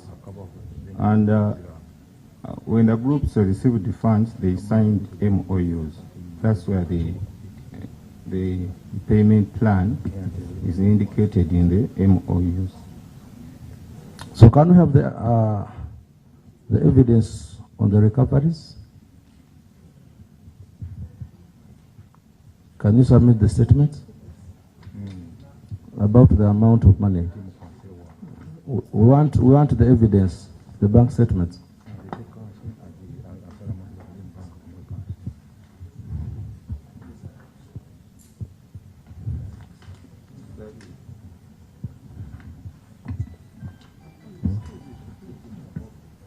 Proceed.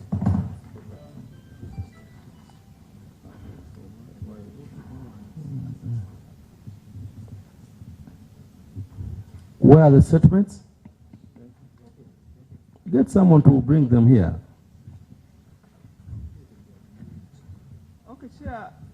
Annex 2 in the book, there's a bank statement for recoveries, on recoveries. Annex 2. Yes, but since then he has brought just the current, the as per. Okay, you first bring it in. Actually, the reason why auditors had guided you to engage the ministry is for you to come up with the recovery schedule. You again also have to share the challenges that you're facing when you're recovering this money. Thank you, Chair. Thank you, Chair.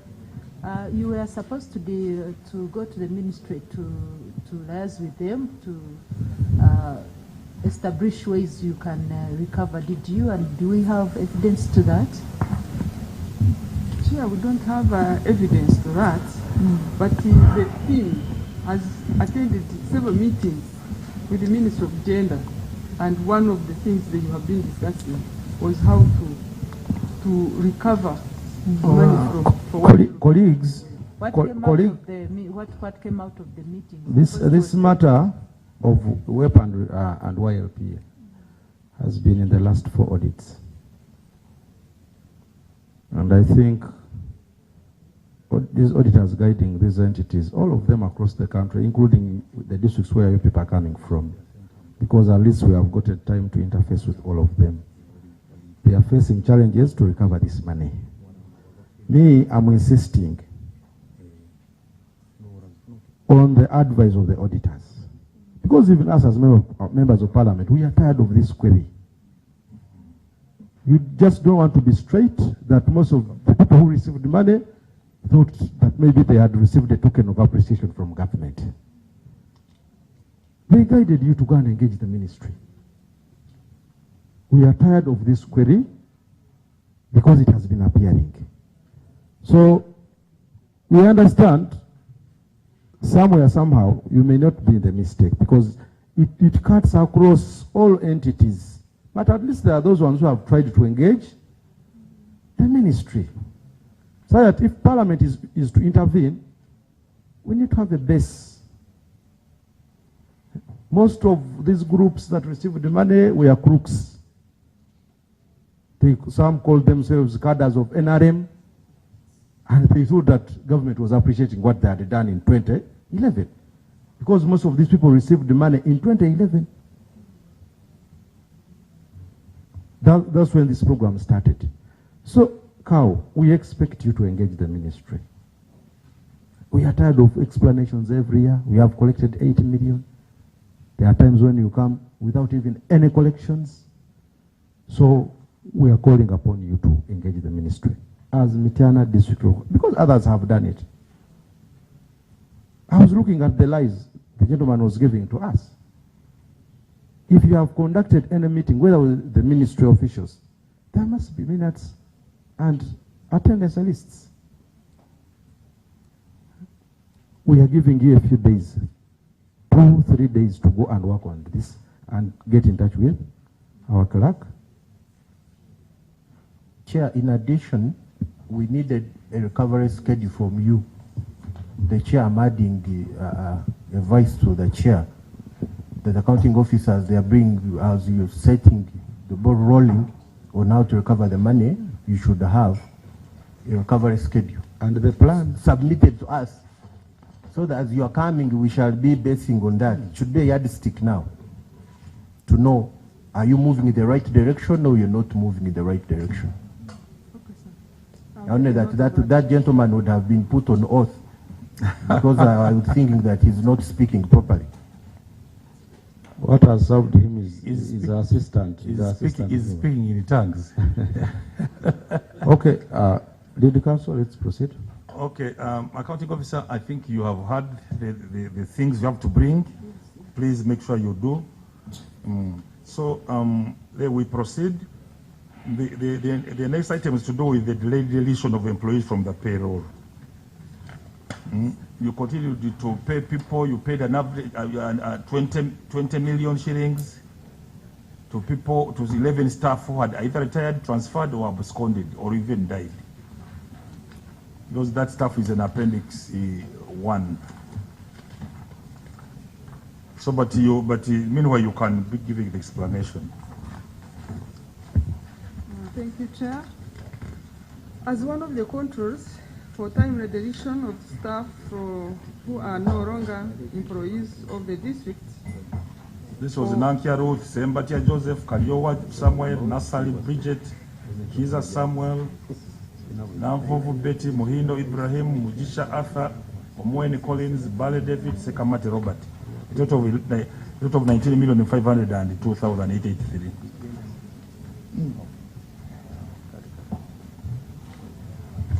Your human resource should be able to tell us why that happened.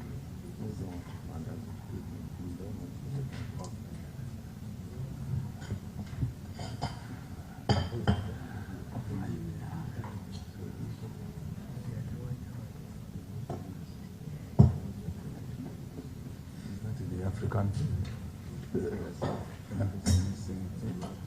It's blocked. Okay, so okay.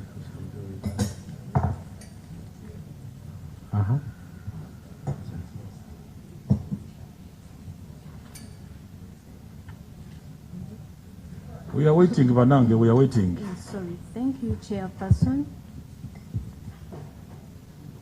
It is true some officers had died and others had transferred service, and they continue to appear on our payroll. If we are to go per individual, each one has we have explanations for different individuals. Like for Nature Ruth, it is true the late died on 6th Jan 2024, but it was not until 20th June that the head teacher delivered the letter reporting the death. However, the payment was withheld 2 months when the head of department brought the letter, brought the attention to the management. And as management, we commit to recover the money when it comes to payment of pension and gratuity. So we have the evidence when we received the letter informing us that this person had died. So we could not delete this person that she had absconded for, that she has not performed, she was not on station. It's because we didn't have the information that she had left. But how long did you pay?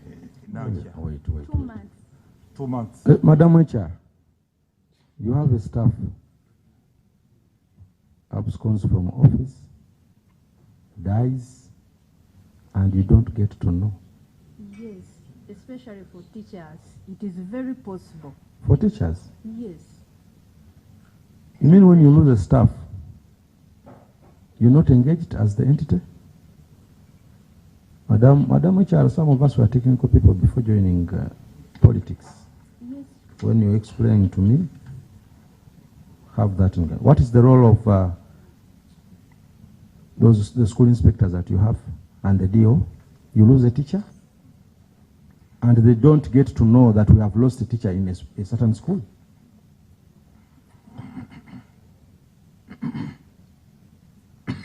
Are you for real? Yes, I'm speaking the truth because... Which truth? Because that means that you guys have gaps, you have loopholes in the administration of the institution. It is impossible.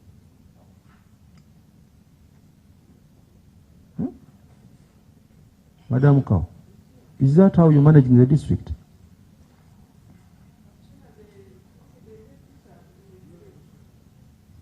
The records we take, the immediate supervisor reporting. So when we look at the date when the... Who is the DO? That is when we... When do you often have meetings with your head teachers? Yeah? Every term.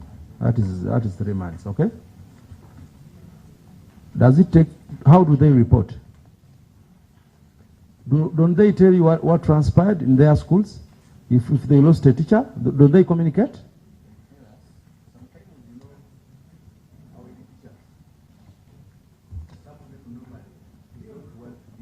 Huh? No, you're on record.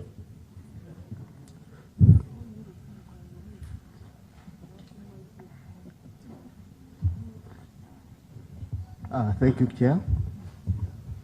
About that issue of head teachers failing to report the deceased, I saw that one common in the district, where we had some teachers died, and the head teachers saying if we communicate formally, the family might suffer. So they end up hiding. They might suffer what? Somebody has died. The teacher. The teacher's loans. The teacher is away. So they hide the information that someone has died. Okay, if you're headmaster, do you encourage that impunity to happen? We can't, and we are discouraging it. Have you ever punished those head teachers who don't communicate after the death of a staff? And several have been communicating in our meetings. Have you ever punished any of them? No. Members, you've heard. Chair, this is a new story for me. A very new story to tell. For how long have you been DO? 5 years. 5 months. 5 months? Yes, my DO retired. You took over? I took over, and I'm now the acting DO. When did this particular teacher die? Like who? When she died, and when you got the communication, official communication. We wanted to know when. When did she die, and when did you get the official communication? And two, DO Chair, I'm so perturbed on your statement.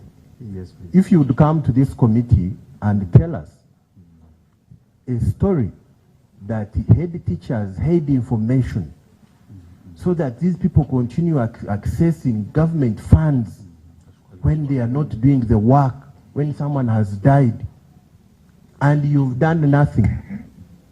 As a DEO, it's you who is encouraging this. You would have told us that you have these ones on disciplinary action for withholding information. And two, how can you be a DEO and a teacher dies in the district without your knowledge? A teacher, you're a DEO. A teacher dies without knowing. When did she die? And when did you get official communication? We need that evidence, Chair. Okay. Through you, Chair, it is true. The late died on the 5th of January 2024. But it was not until 20th June. So how many months did you permanent someone who was not on duty? This is January. Madam Chara, this goes to you. How many months? 2 months. 2 months. So do you have any plan for recovery of this money? How much have you recovered so far? We've not yet recovered because she passed on and relatives have not yet come to claim for the benefits. For the benefits. Start initiating it before they come. Chair, I have a problem with that. You're the HR. HR, you have a problem. You can't continue paying someone when someone is already dead. What you're saying, when did you get the information? Officially? We need that copy. It was 20th June. When? Appendix. If it's there, tell us when. You see, these are matters of accountability. We've had stories. We don't want stories. We are putting the blame, the senior management of most especially the DEO and HR. What we want to hear is the recovery plan of the money. This is an accountability committee where we cannot sit here and see people neglecting their duties. Then you make government to lose money like that. So we expect through you, Madam Cow, that money must be recovered. Chair, I wanted to know from did you communicate to the family about those payments? Did you communicate to the family? About what, sir? About the payment, that you paid someone who's already dead, so you have an issue here as a family. We cannot communicate to them before we have started handling the process of payment of the beneficiaries. We can't start communicating to them before they've come to us. I wish you two people should pay this money. It should be put on your head, you pay it. Because you are causing the government financial loss.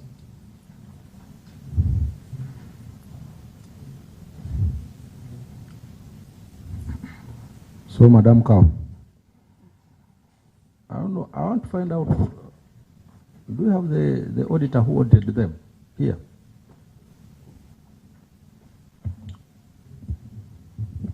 Chair, the team that audited is actually here. We are here. What is your opinion?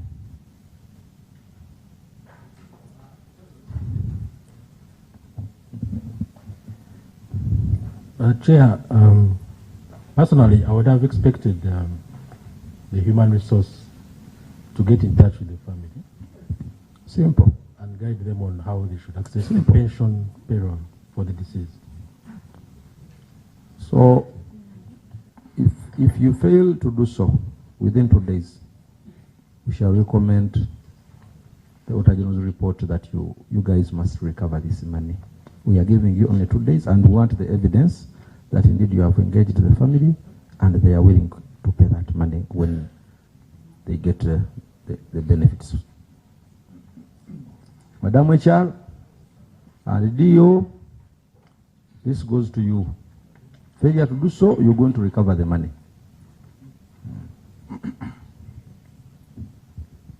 Proceed. Let me take it. So, let us proceed.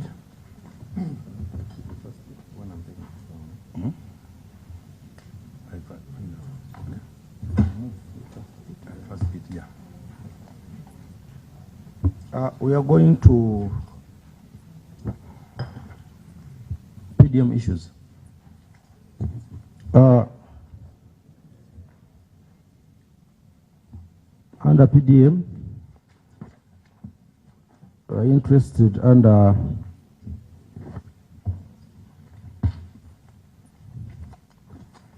failure to follow prescribed allocation criteria for special interest groups. It was noted that 3 SACCOs did not meet requirement for women, whereas 4 SACCOs exceeded the requirement allocation of 30%. 6 SACCOs did not meet the requirement for the youth, while 3 SACCOs exceeded the required allocation. All the 9 SACCOs did not meet the requirement for the persons with disabilities. 4 SACCOs did not meet the requirement for older persons, while 3 SACCOs exceeded the required allocation. 1 SACCO did not meet the requirements for men, while 8 SACCOs exceeded the required allocation. Madam Cow.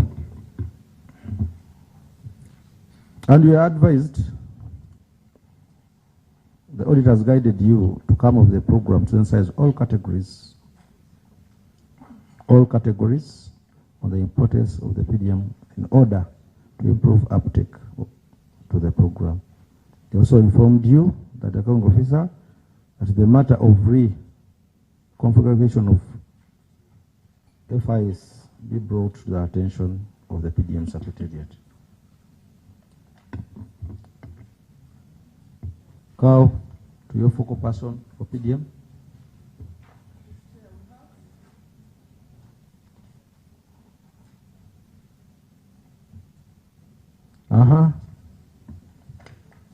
What failed you to follow the guidelines, PDM guidelines? PDM focal person. Who is the PDM focal person? Let him come in front here.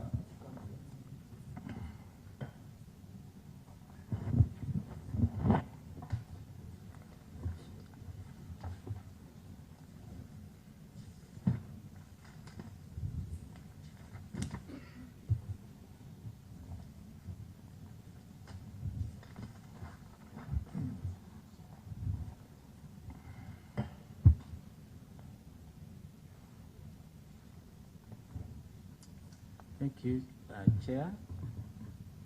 Through my cow, we acknowledge the auditor's observation. It is true. In phase 1, the allocation criteria was not followed because of the urgency. We had to disburse the funds.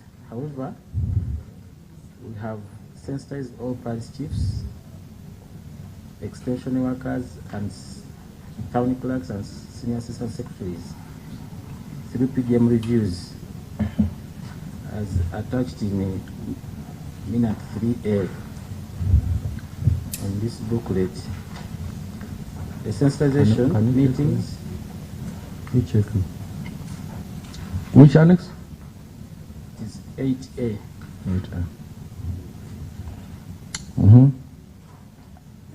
The sensitization meetings are still ongoing, and a program has been scheduled targeting PDM SACCO leaders, parish chiefs, and extension workers as attached in the schedule 8B. Okay. As of last financial year, how did you go about this to show that you're not repeating the same mistake that you had committed? This is actually what we are doing, Mr. Chair. Okay. Yeah.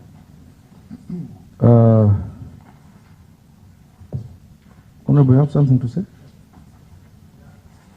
I wanted to get clarification from the focal person. The reason you gave was what? Why, you repeat what you said. What did you say, the reason of not following the guideline? Phase 1, the reason was we had a lot of speed. Speed, yes. Using the speed, and there was for lack of a good word, pressure, and it was coming from both sides, the recipients and from above. It means you had these guidelines. From above? What do you mean from above? Mean from above can make you do mistakes.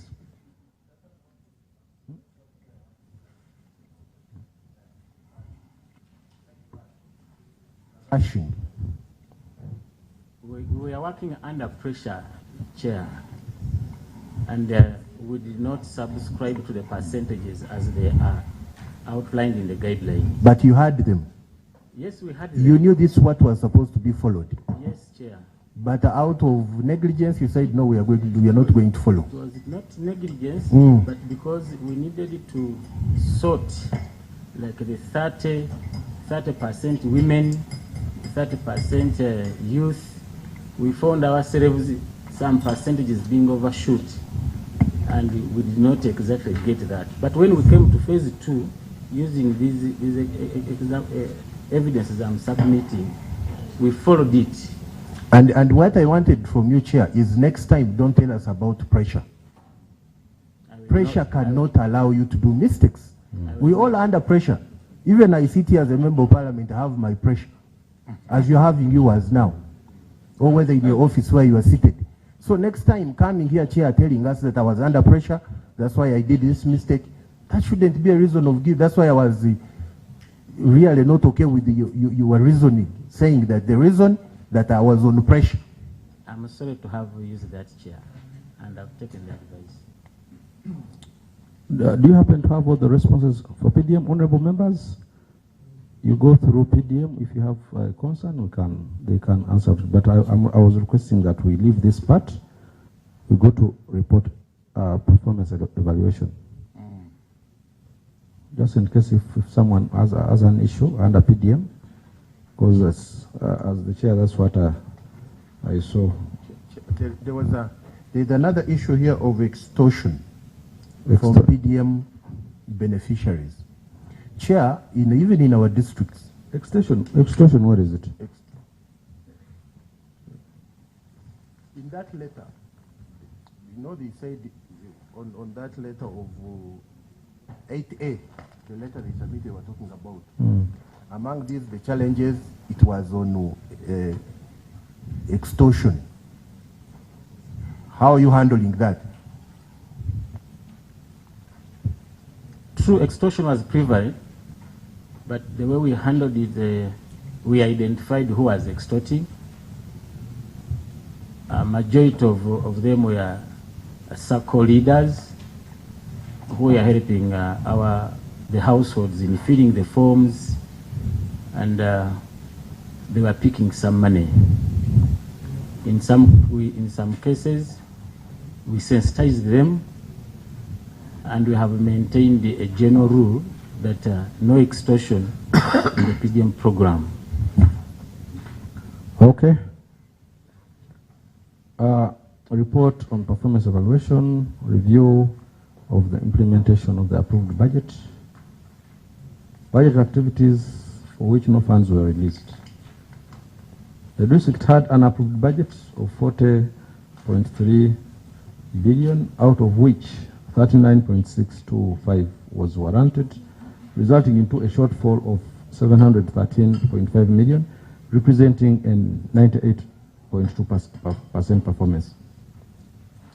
The 713.5 that was not warranted was meant for the following activities.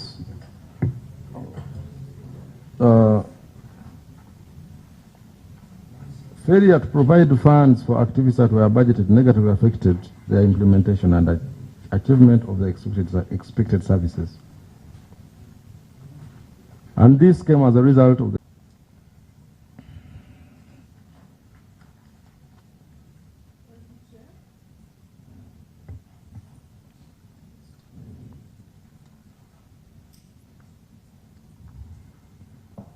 Thank you, Chair. We have put in place the following measures to enhance local revenue collection.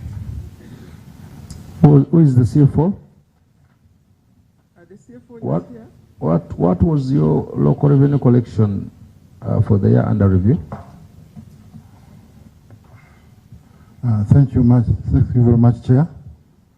During the financial year under review, the local revenue budget was 1,041,000,000 shillings, and the actualization was 933 million shillings. That's what you managed to collect. Yes, that. Then the last financial year? Yeah, Mr. Chairman, after putting in place the strategies, as she has highlighted, the performance improved. The budget was 1.2 billion shillings, and then the actualization was 1.3 billion shillings. So even exceeded what you had planned? Yes, an increment of about 400 million shillings. So what is your projection in the current? The projection is 1.5 billion shillings, Mr. Chairman. So far, how much have you collected? Mr. Chairman, I don't have the information readily here. So what is the fate of the activities? Were they rolled over? They are rolled over by the respective departments. And they are worked on? Yes, Chairman. So can you provide the evidence for those activities that indeed they were worked on?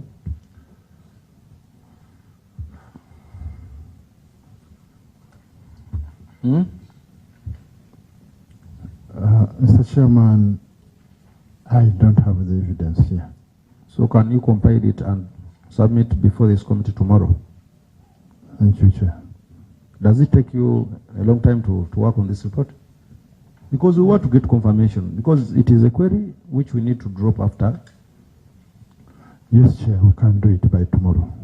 Yes, in addition, I wanted to know from CFO, you don't have that evidence here, it's in Mitiana, or even in Mitiana, it's not anywhere. You are going to prepare. No, Mr. Chairman, the activities were carried out, and it's a question of assembling the evidence. So it is there. The expenditures were incurred. Okay. Let me hand over to the lead counsel. Thank you, Chair. Let's proceed. We shall proceed with the, we shall look at the implementation of funded activities. The Auditor General assessed the extent of implementation of activities for which funds were availed and utilized. A total of 12 outputs with 20 activities, while the 2.14422129393 billion were assessed, and the following observations made. 8 outputs with 9 activities and expenditure worth 1.7 billion were fully implemented. That's okay. This is a tick. That's a tick for you. But 4 outputs with 11 activities worth 439,552,240 were partially implemented. And out of 11 activities, the entity fully implemented 2. And 9 activities were partially implemented. And the breakdown is of the partial implemented activities is there. There is the installation of mini irrigation schemes, you know. I think that was fully implemented. There was verification. No, these were the partially implemented ones. Now, we want you to explain what happened to the other half which was not implemented. We have seen what was implemented, the part which was implemented, but we want to see the other half which were not implemented, and what their fate was. What the teachers have now been implemented, those activities, or not.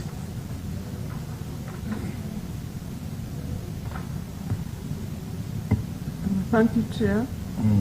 We have the response per item on page 23. At the planning level, that is in case of number 1, installation of mini irrigation schemes. At the planning level, we had planned to put in place 30 mini irrigation schemes, but during the bidding process, the values could not handle all the 30 schemes, but only 25. Were put in place. The remaining 5 schemes for beneficiaries were rolled over to the current financial year.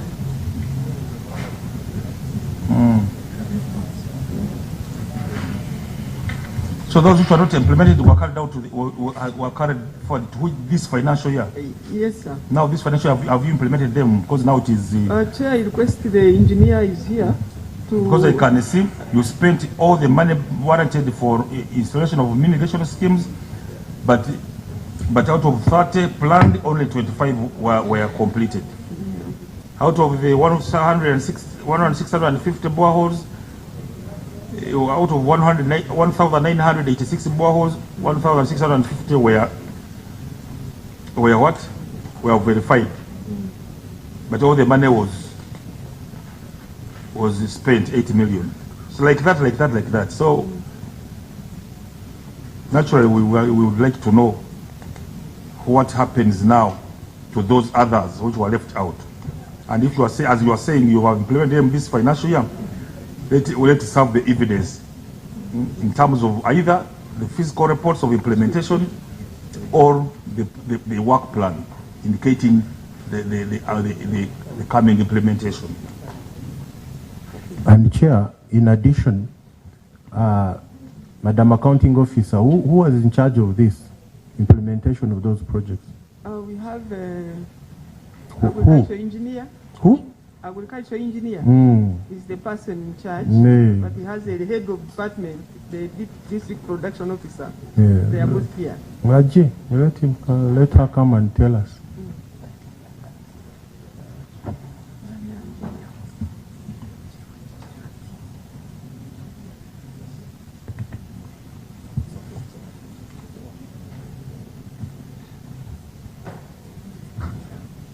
Madam, tell us what happened with the project now, and the update. Now, we had planned to implement 30 mini irrigation schemes, but due to the funds could only accommodate 25. Yes. The funds could only accommodate 25, so that's what we had to do. The remaining one we did in the year 2024-2025. The first 5 on the list for 2024-2025. Now, what was your budget, Madam? Because if you budgeted for 30, yes, that was your budget. Yes. It means the money that was supposed to use was for 30. Yes. How did it come to 25? From 30 to 25 with the same amount of money. What happened? But budget cannot be the actual. It cannot line with the actual. The other is just a budget. But the actual can't tell with the budget. But Madam, the difference of 5 units is very big. At least it was 1 or 2. But 5. No. From 30 you do 25. You squeeze the 5 inside. Madam. Yes. Surely. Me, I'm not convinced. No.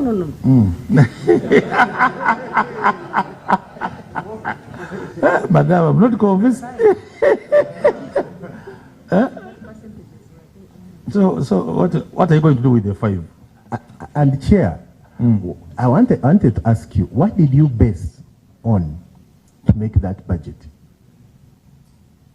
Was this just speculation? We have the biocross-scale irrigation guidelines. So if you based on that, yes. Now what changed? They reduced the funds. The grant was reduced. The grant? Yes. From what? You should have told us that we budgeted for this lead council, Honorable. You'd have said that we budgeted for this, for 30, but they reduced the funds from this to this. That's what brought us 25. We were forced to do only 25. Yeah? Forced to do 25. But if you tell me you based on accurate information of 30, and you're telling me you're going back to 25, and you tell us because of discrepancy somewhere, that one is something that we cannot accept as a committee. So tell us exactly what happened for you to move from the 30 to 25, so that we are convinced that these are reasons why all the money was given, but instead of 30, you went to 25. Give us reasons, not that one you gave us. That's not a reason. So you want me to give you other reasons? Now, Chair, I think we are faced with hostile witness. And I think the witness should compose herself. That's what I'm saying. If we are faced with hostile, we know how to deal with hostile witnesses here. The witness should compose herself. If you don't compose yourself, then you're in trouble. And give the answers. So, Madam, compose yourself, give the answers, and that's what the honorable members are interested in. And then we leave you alone. You are withdrawing the witness. No, I'm the head of the department, so I can throw some light. Now, where were you hiding? You should have come much earlier. Okay, proceed. Now we expected some more funds in terms of co-fund, farm co-fund, which we did not get. So we ended up implementing for 25 farmers. However, those as we had planned for 30, the other 5, we rolled them to the following financial year. And they were supported as per our letter which you have submitted. So you have the evidence of the support, eh? Yes. And however, that man co-funding by the farmers. They are supposed to co-fund. Yes. So that you do the irrigation. Yes. This was simple. Now why are you letting us a hostile witness? You were supposed to be on oath. I'm sorry. It was 19. 18. Okay. Let's proceed. We are now going to look at accounting officer. We're now going to look at the irregularities in supplementary funding. You ask for a supplementary and you got the money, but you did not utilize all the money which you asked for. You see, implying that you requested for funds which you did not need. And the Auditor General notes that you did not provide any explanation for that. Why did you request for funds which you didn't require? And you went ahead to receive those funds. In the first place, had you requested for this money? Madam Cow? Yes, sir. Yes, sir. Had you requested for this money? 4,365,237,736. Then what happened for you failing to absorb the funds that they had given you? Chair, we have our responses here. I am going to read it.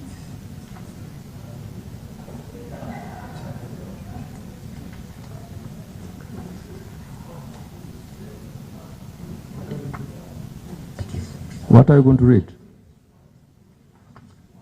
The response on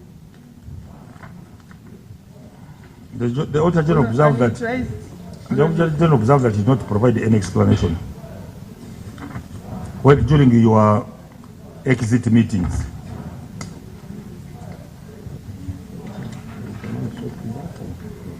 So what happened to this balance of 769 million? It was swept. It was swept back. Yes, sir. But we are putting measures to prevent that. So what lessons have you learned out of that? This is what I wanted. Did you ask for a revote for this money? We did not ask for a revote, but we submitted all the budget for what we needed for this financial year. Chair, I have a question for the accounting officer. Here you get money which you've not asked for. Yes. And one, on exit meeting, you don't give reasons why you got this money. And two, in incidents that you get money that is not required for. Maybe, Honorable, I want to remind you that this, the supplementary they're talking about was passed by Parliament. It cuts across all local authorities through Ministry of Local Government. Many of them they hadn't, then they hadn't. It was during, is it around 2023? So we allocated money to all local governments, all of them. There are those ones who needed the money, there are those ones who never, because that's what we've been getting as an explanation. That is why I asked her, in any case, had they requested for that money? If yes, then how come they didn't utilize? If they hadn't requested, it is another story. And actually that is why the Lead Council had to ask them what happened to the 713 million. Was it mismanaged or swept back to the consolidated fund? That is what I want to hear from Madam Cow. The chair requested, and what we did not utilize was taken back at the end of the financial year. So how much had you requested? So they gave you much of what you had requested. That is why you failed to utilize it. Okay, and I'm being guided, Chair, under gratuity. we requested the 309 under gratuity. That's table on page 25. Okay. That one we requested. You requested, and did you pay gratuity?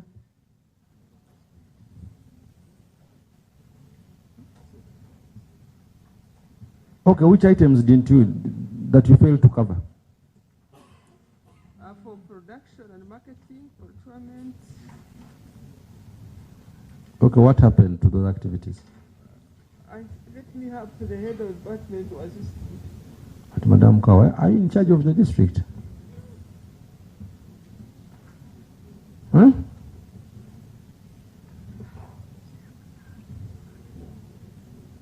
Members, what do you have to say? Chair, there is what I'm seeing. One, the accounting officer, I think she has nothing to say about this. And what I like with her, she doesn't lie. She keeps quiet. It means, the accounting officer, she's not aware of what is happening in the district. Okay. Who is in charge? So the one is in charge. Who is in charge now to tell us? Because the accounting officer, she knows that she's not going to say anything on that. In that financial year, in quarter one, we only received only recurrent funds, and we didn't get the capital grant. Capital grant is in form of PMG, that's production and marketing grant, and then agriculture extension grant. However, in quarter two, I'm sorry. As you explained, what's your position? I'm the district production officer, and that grant is under my department, which we had not received, but later we received the grant. And then I took the activity. Yes? And then I took the activity after getting yes, the grant. we did. We had already planned for those activities because every year we get that grant. However, in quarter one, it was not released. But in quarter two, we received the grant. And we went through the protocols for a supplementary. Now, why don't you tender the evidence of the implementation? And we move on. You don't want to be beating around the bush. Tender in the evidence, give the Honorable the evidence of implementation, and we move. Okay. Then some activities, there was a delay in implementation of some activities. And mainly this included the renovation of the staff house in Michana Hospital. Contract amount was 47,142,000. And the actual payment was 41,900. And by the time of inspection in October 2024, workers were seen doing some fixes on the roof. So this clearly meaning that this project had delayed. So what happened now? Did you virtually complete the project? The engineer can answer this. And lead counsel, as they're answering, I need my evidence. Yes, he is not escaping that one.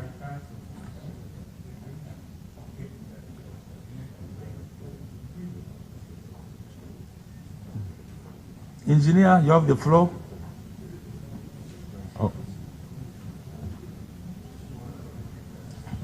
Engineer.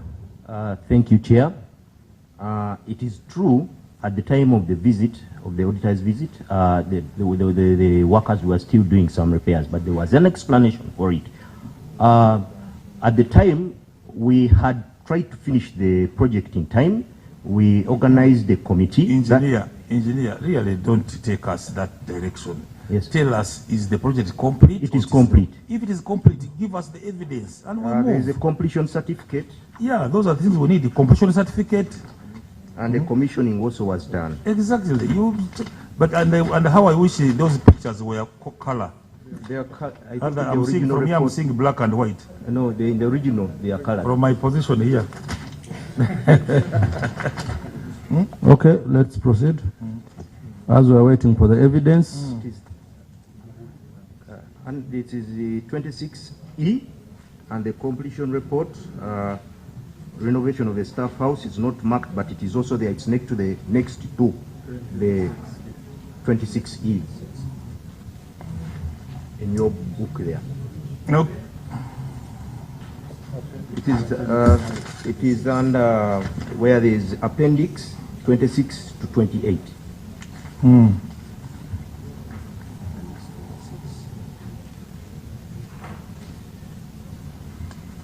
Then there is this construction of a classroom block at Nabutaka Primary School, where the contractor Almond Integral Uganda Limited did the work, but it was noticed that at the end of the day, I think that the windows were still lacking the flat plates, and therefore they were not shutting, implying that this work could have been of poor quality. Yeah. Windows were not shutting, things were not proper, and engineer, all this taking place under your nose. What do you have to say about that? Chair, in addition, what did you say? Was here certificate of what? Completion. Completion, is it there? Yes, sir. Yes, Chairman. After the completion, defects completion report for the renovation of the staff house at the General Hospital. The next page, 26E, then the next page is the certificate of completion.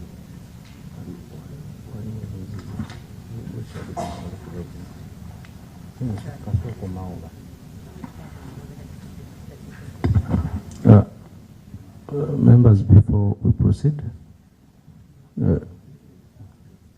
Honorable Ethonali tends to be our shadow minister in charge of local governments, and indeed she has been agitating for the rights of local governments and so many things. So I want to give her 1 minute to have a few remarks, because she's going to plenary. Thank you so much, Chair. Good afternoon to you all. Welcome to Parliament. Chair, allow me to appreciate this committee.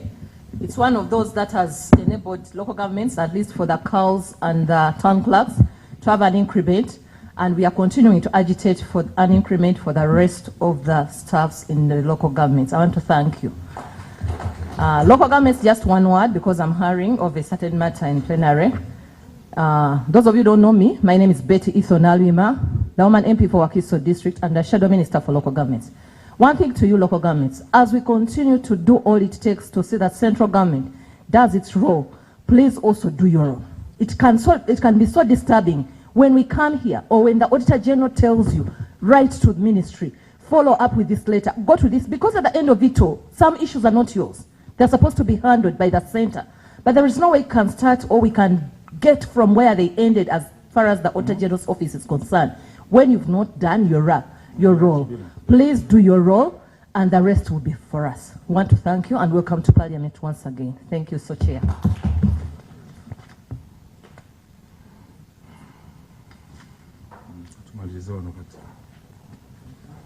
Thank you, Honorable. We can proceed.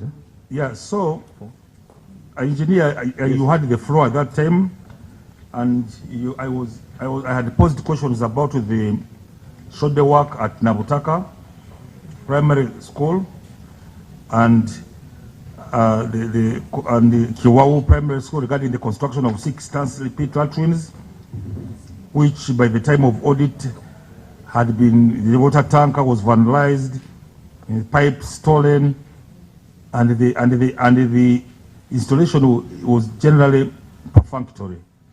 So we do what is the position now? Thank you, Chair. It is true, by the time they went to visit the site, the windows needed adjustment in the locking. And as advised by the auditors, we returned, we welded the plate that you see in the photograph there. We also did a bit of adjustments in the windows. They were basically these locking, what do they call them? Are you telling us you rectified the problem? We rectified. Are you tendering evidence of that rectification? Yes. That's what you do. Yes, we have the photograph. You are like very much beating around the bush, which is not proper. For the issue of the latrine, this was a vandalism that took place. So there's a letter attached where the cow wrote to the school management to rectify this, and it was also rectified. The photographs also are attached. Proving. But Chair, I'm not okay with your photo. You're saying photo. Is this a photo? I don't know something. I can see white and black. I can't see anything. It's just the way of confusing us. You should be in colored things so that we see properly. Because what can you see in this one? Are the photos Even in color? You can't recognize the face of someone here. Let's look at that one which is in color. What's this? So it will show us what the position is. Don't confuse us.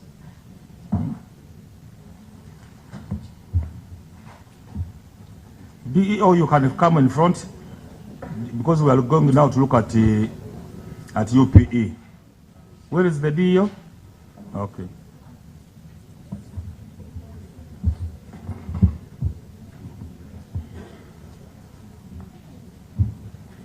Show him there.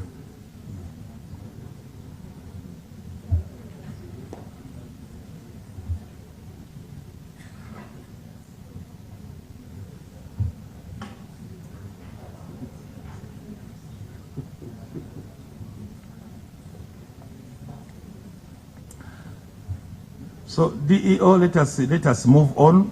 We are looking at UPE. You see, I can see there was a variance between the amount of UPE capitation which was expected and what you received. There was a variance of about 27 million, 27.4. We are going to ask you to explain why there was this variance and what did you do to fill that gap, the money which did not come, because you were supposed to get 930 million for 30,000. You got 903 million 16,000, a variance of 27.4 million. Thank you, Chair. About the variance, we had a challenge, or we have a challenge in relation to management of educational management information system by our ED teachers. What happened? Some schools had higher enrollments on the portal, MS portals.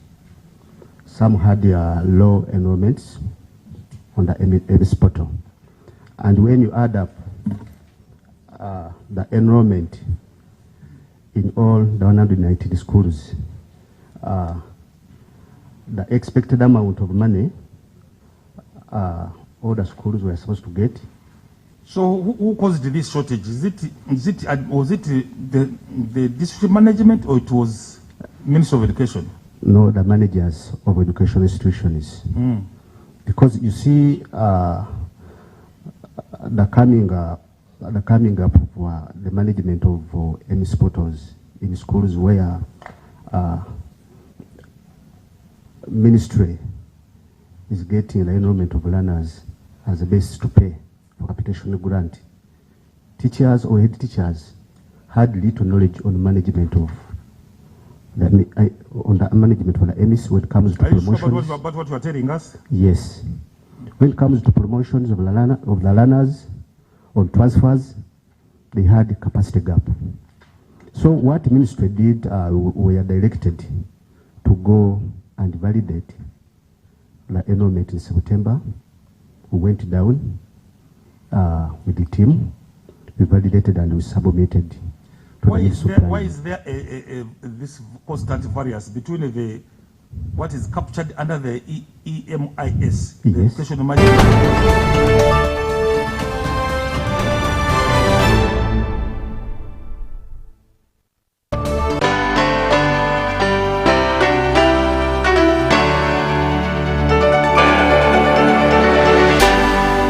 UBC, inspiring Uganda.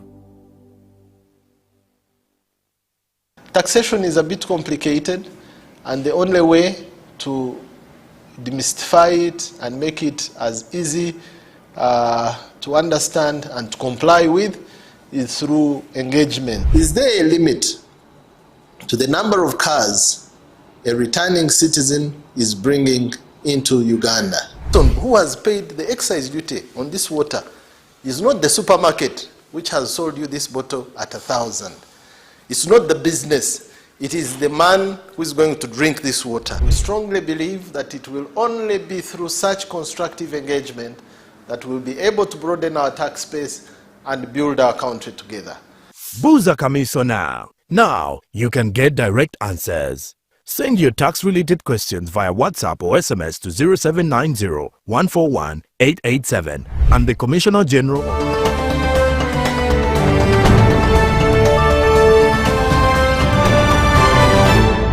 Or become severely affected.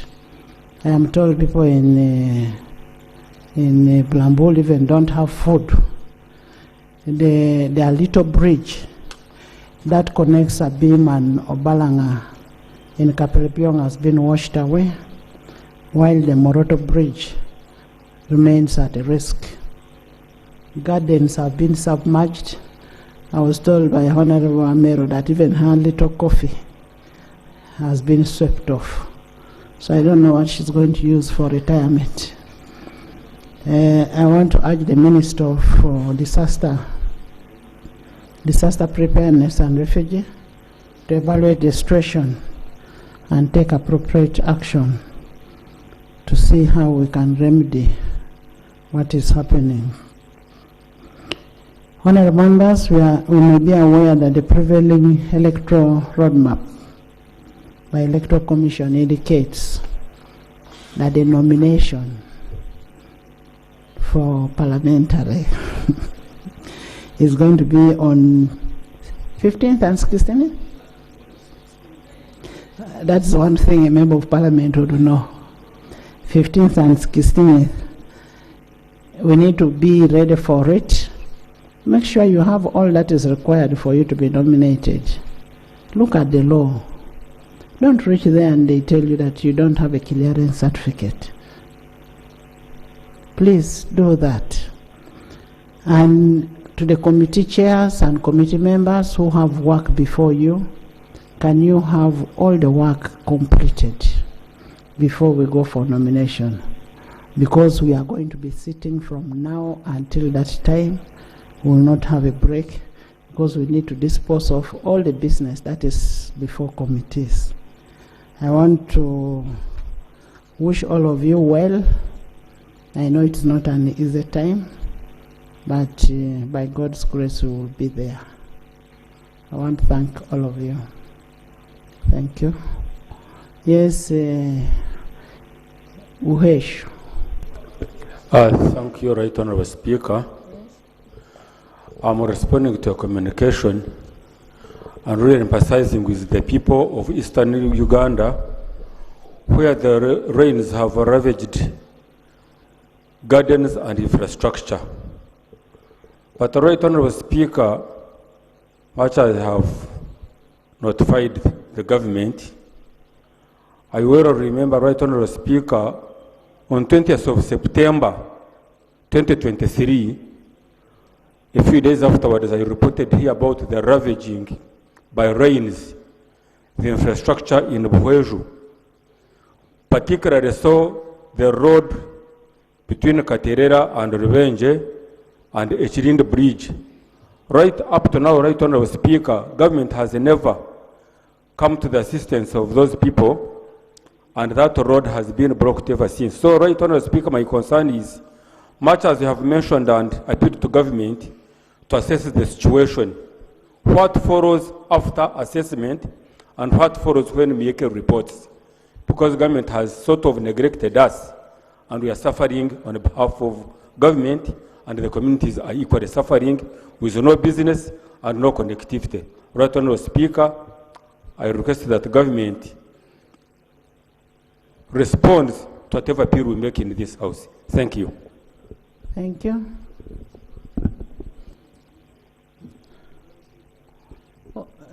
Who is standing in for the Prime Minister?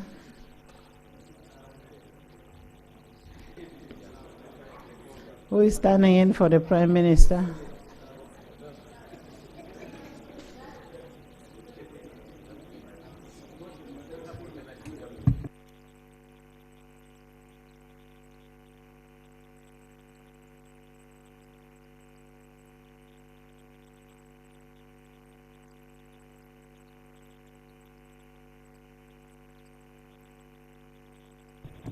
Okay. Yes, there is a motion. I want to thank you very much, Madam Speaker. We come here to transact business on behalf of the country. And government business takes priority. The ministers, who are about 5 dozens, are all not here, Madam Speaker. So the motion, Madam Speaker, is for you to adjourn Parliament until government is ready. A member of Parliament from NRM,